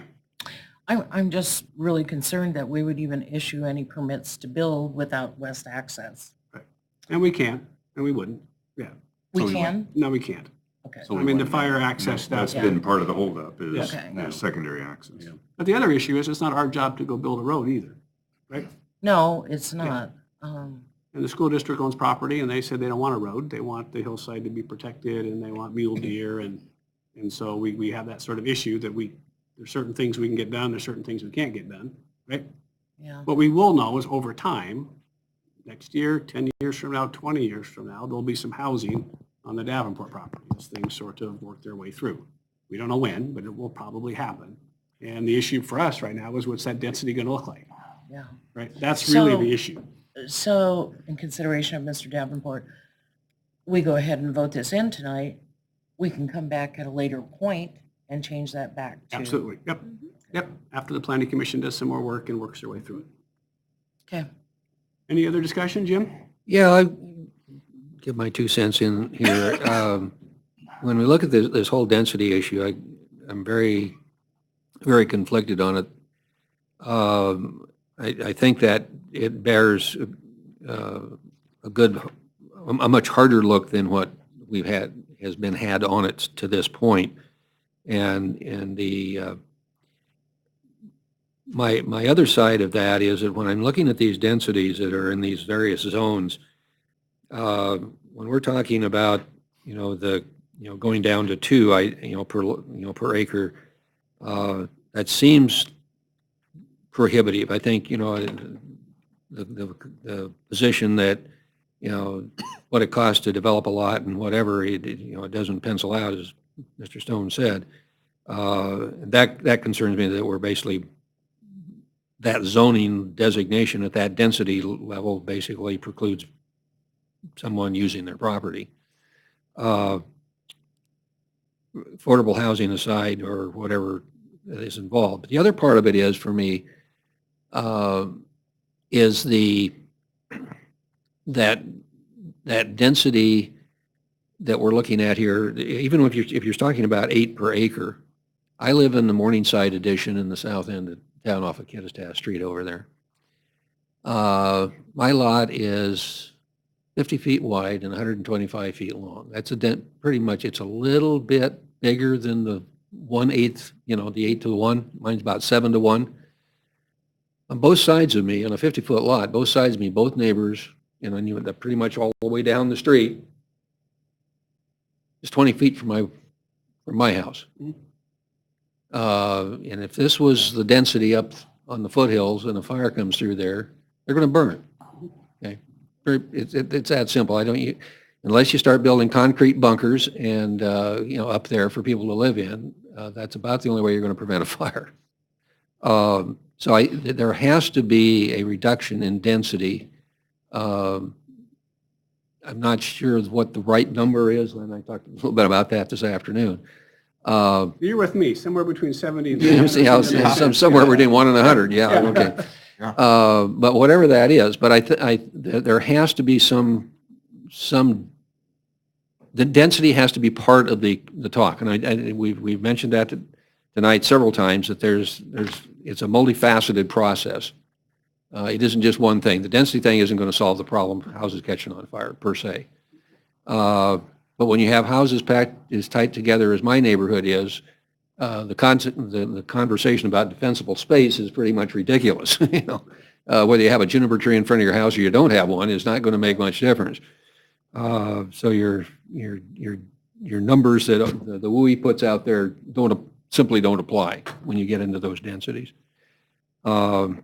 So I'm going to vote yes, but with those reservations on that, I think in a sense the proposal we have here is really, you know, ties up people's property for at least a year. Okay, while we do that, I don't know if is a moratorium. Steve, is this something that would? It does the same thing, but I'm not sure that. So I get, you know, my view of the world would be if we end up adopting Councilwoman Esparza's her motion, then the density goes down to 70. You need a moratorium if it's at 70, because I think at least the way I'm reading this is you're thinking somewhere more than 70 and less than 300. Yeah. If you adopted the Planning Commission's recommendation, which allowed 300, and that scared you, you would want a moratorium, right? To reduce the 300 down. Yeah. So I don't know that if you're adopting the current motion that you would really need a moratorium. The idea would be what can we work to sort of upzone from there to make it so it's economically feasible and a little better for those sorts of things. So I think if you adopt this one, I'm not sure a moratorium is the right answer. If you had adopted the Planning Commission recommendation, I might have said, hey, do you want to spend time to think about it? So I'm not sure that's the right spot. Yep. All right. That's all I have to say. Lyle, anything you want to say? I think the way we're going is probably the best way with that second amendment or second we'll bring you motion. another motion after that. Okay.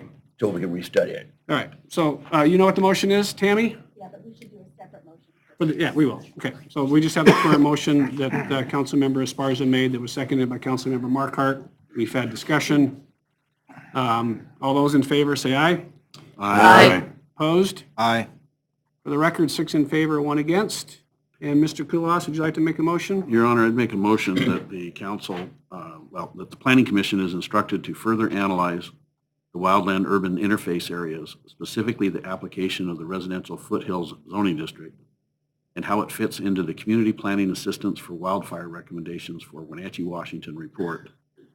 The analysis needs to be delivered to the council not later than the third Thursday in August. Second. August 2020.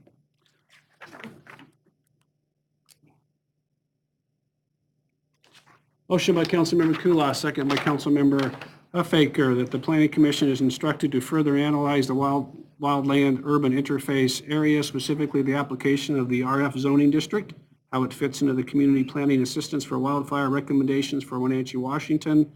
And the analysis needs to be delivered to the City Council no later than the third Thursday in August 2020. Discussion? Yeah. Hearing none. All those in favor say aye. Aye. Opposed? Motion carries. Thank you, everyone, for being here tonight to talk about that.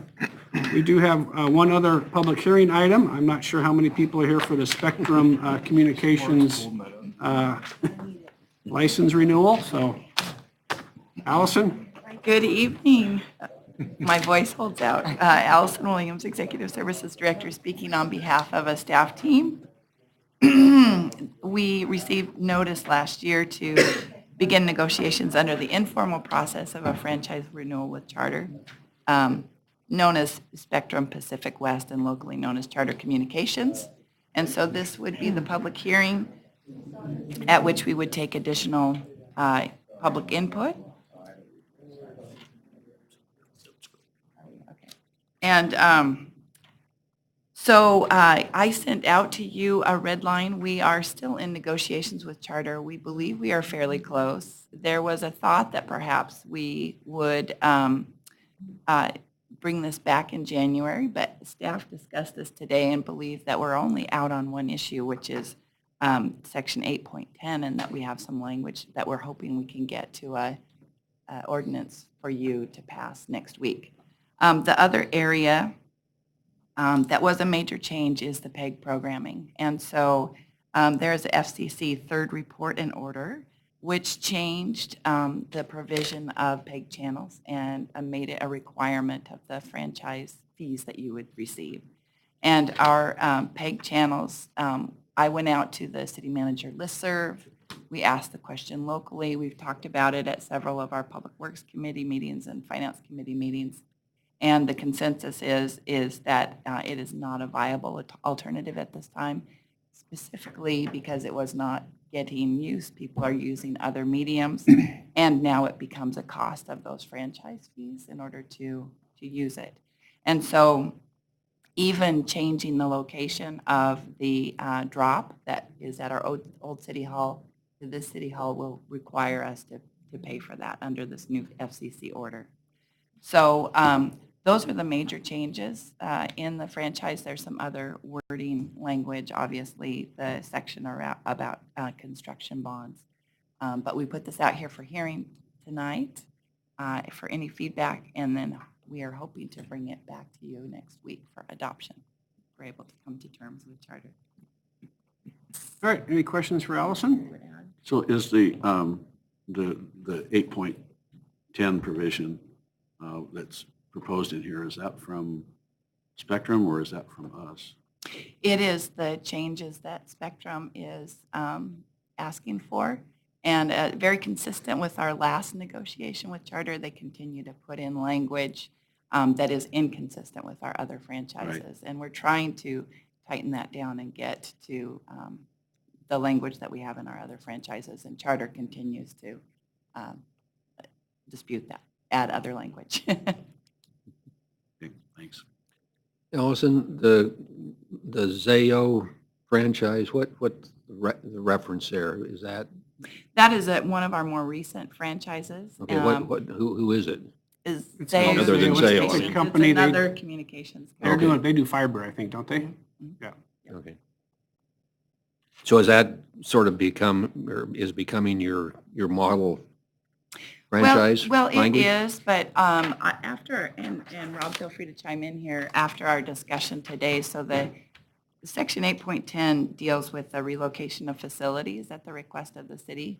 And so the Zayo franchise has a 5-year term in it. Our franchise with the PUD has 12 years.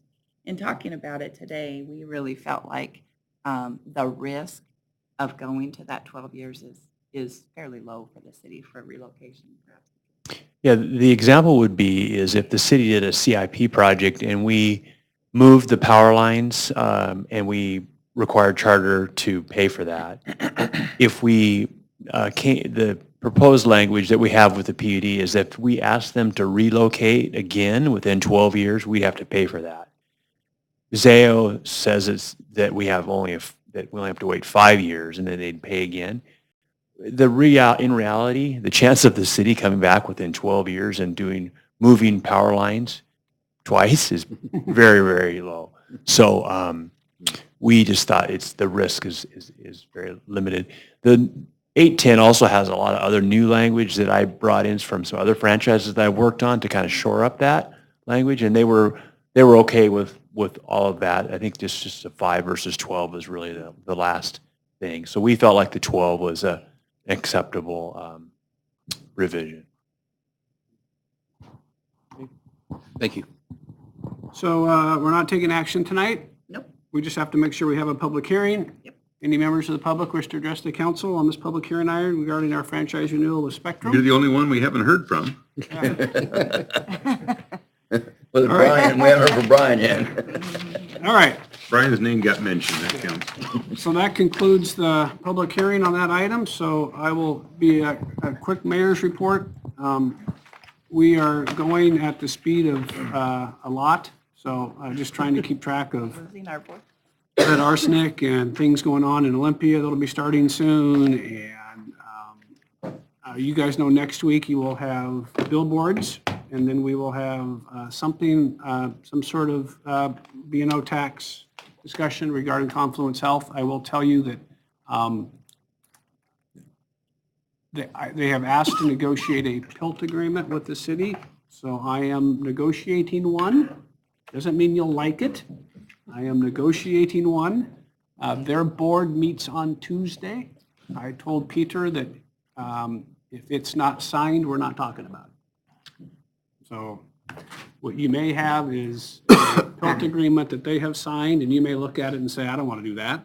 Or they may say, we haven't signed any of them, and then I told them we're not even talking about it unless their boards approved it. So maybe you'll have a choice between a B&O tax discussion, PILT, both. We will know on probably Wednesday. If they sign one, I will email it to you, and you can all have it, and we can have that discussion then. So again, I'm not telling you that you should accept it. I'm just telling you that I told Peter we wouldn't talk about it unless he had a signature on it. Because this idea of, well, yeah, we'll do a PILT, let me go to my board, that ain't working for me no more. So if it's signed, then you guys can think about it and make a decision. So if they sign one, you'll have it Wednesday in your emails. Anything else for the good of the order, council members? I'm just going to briefly bring up a subject that has to do with what we went through this week. Okay. Getting our packet this big on Monday night is not enough time to really thoroughly look at what we need to look at. I would like to see if we couldn't move that up to 7 days, so we'd have a whole weekend. And I'm just throwing it out there so that maybe we can discuss it further next week at our training session. So one of the things we could think about doing is, I think Tammy gets everything together, gets the agenda prepared, then goes. What we might be able to do is get you stuff in advance of the agenda coming out and saying, here's this, here's that, here's this, here's that, and then here comes the agenda. Something we can start chewing on. But it's hard, yeah. I'm a little concerned about the dribbling, though. Yeah. And keeping the consistency, and I'm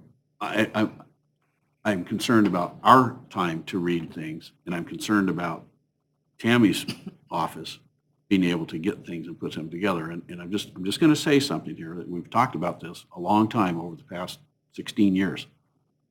And I don't buy into there's something last minute that has to be taken care of. Right. It's called planning. Yeah. And I don't have good grief. I was looking at our Title 13 that legislative applications require staff reports to be issued 7 days in advance of a hearing. Why can't the council be treated with that same lead? So items are due by, pick a date, noon on Wednesdays. Yeah.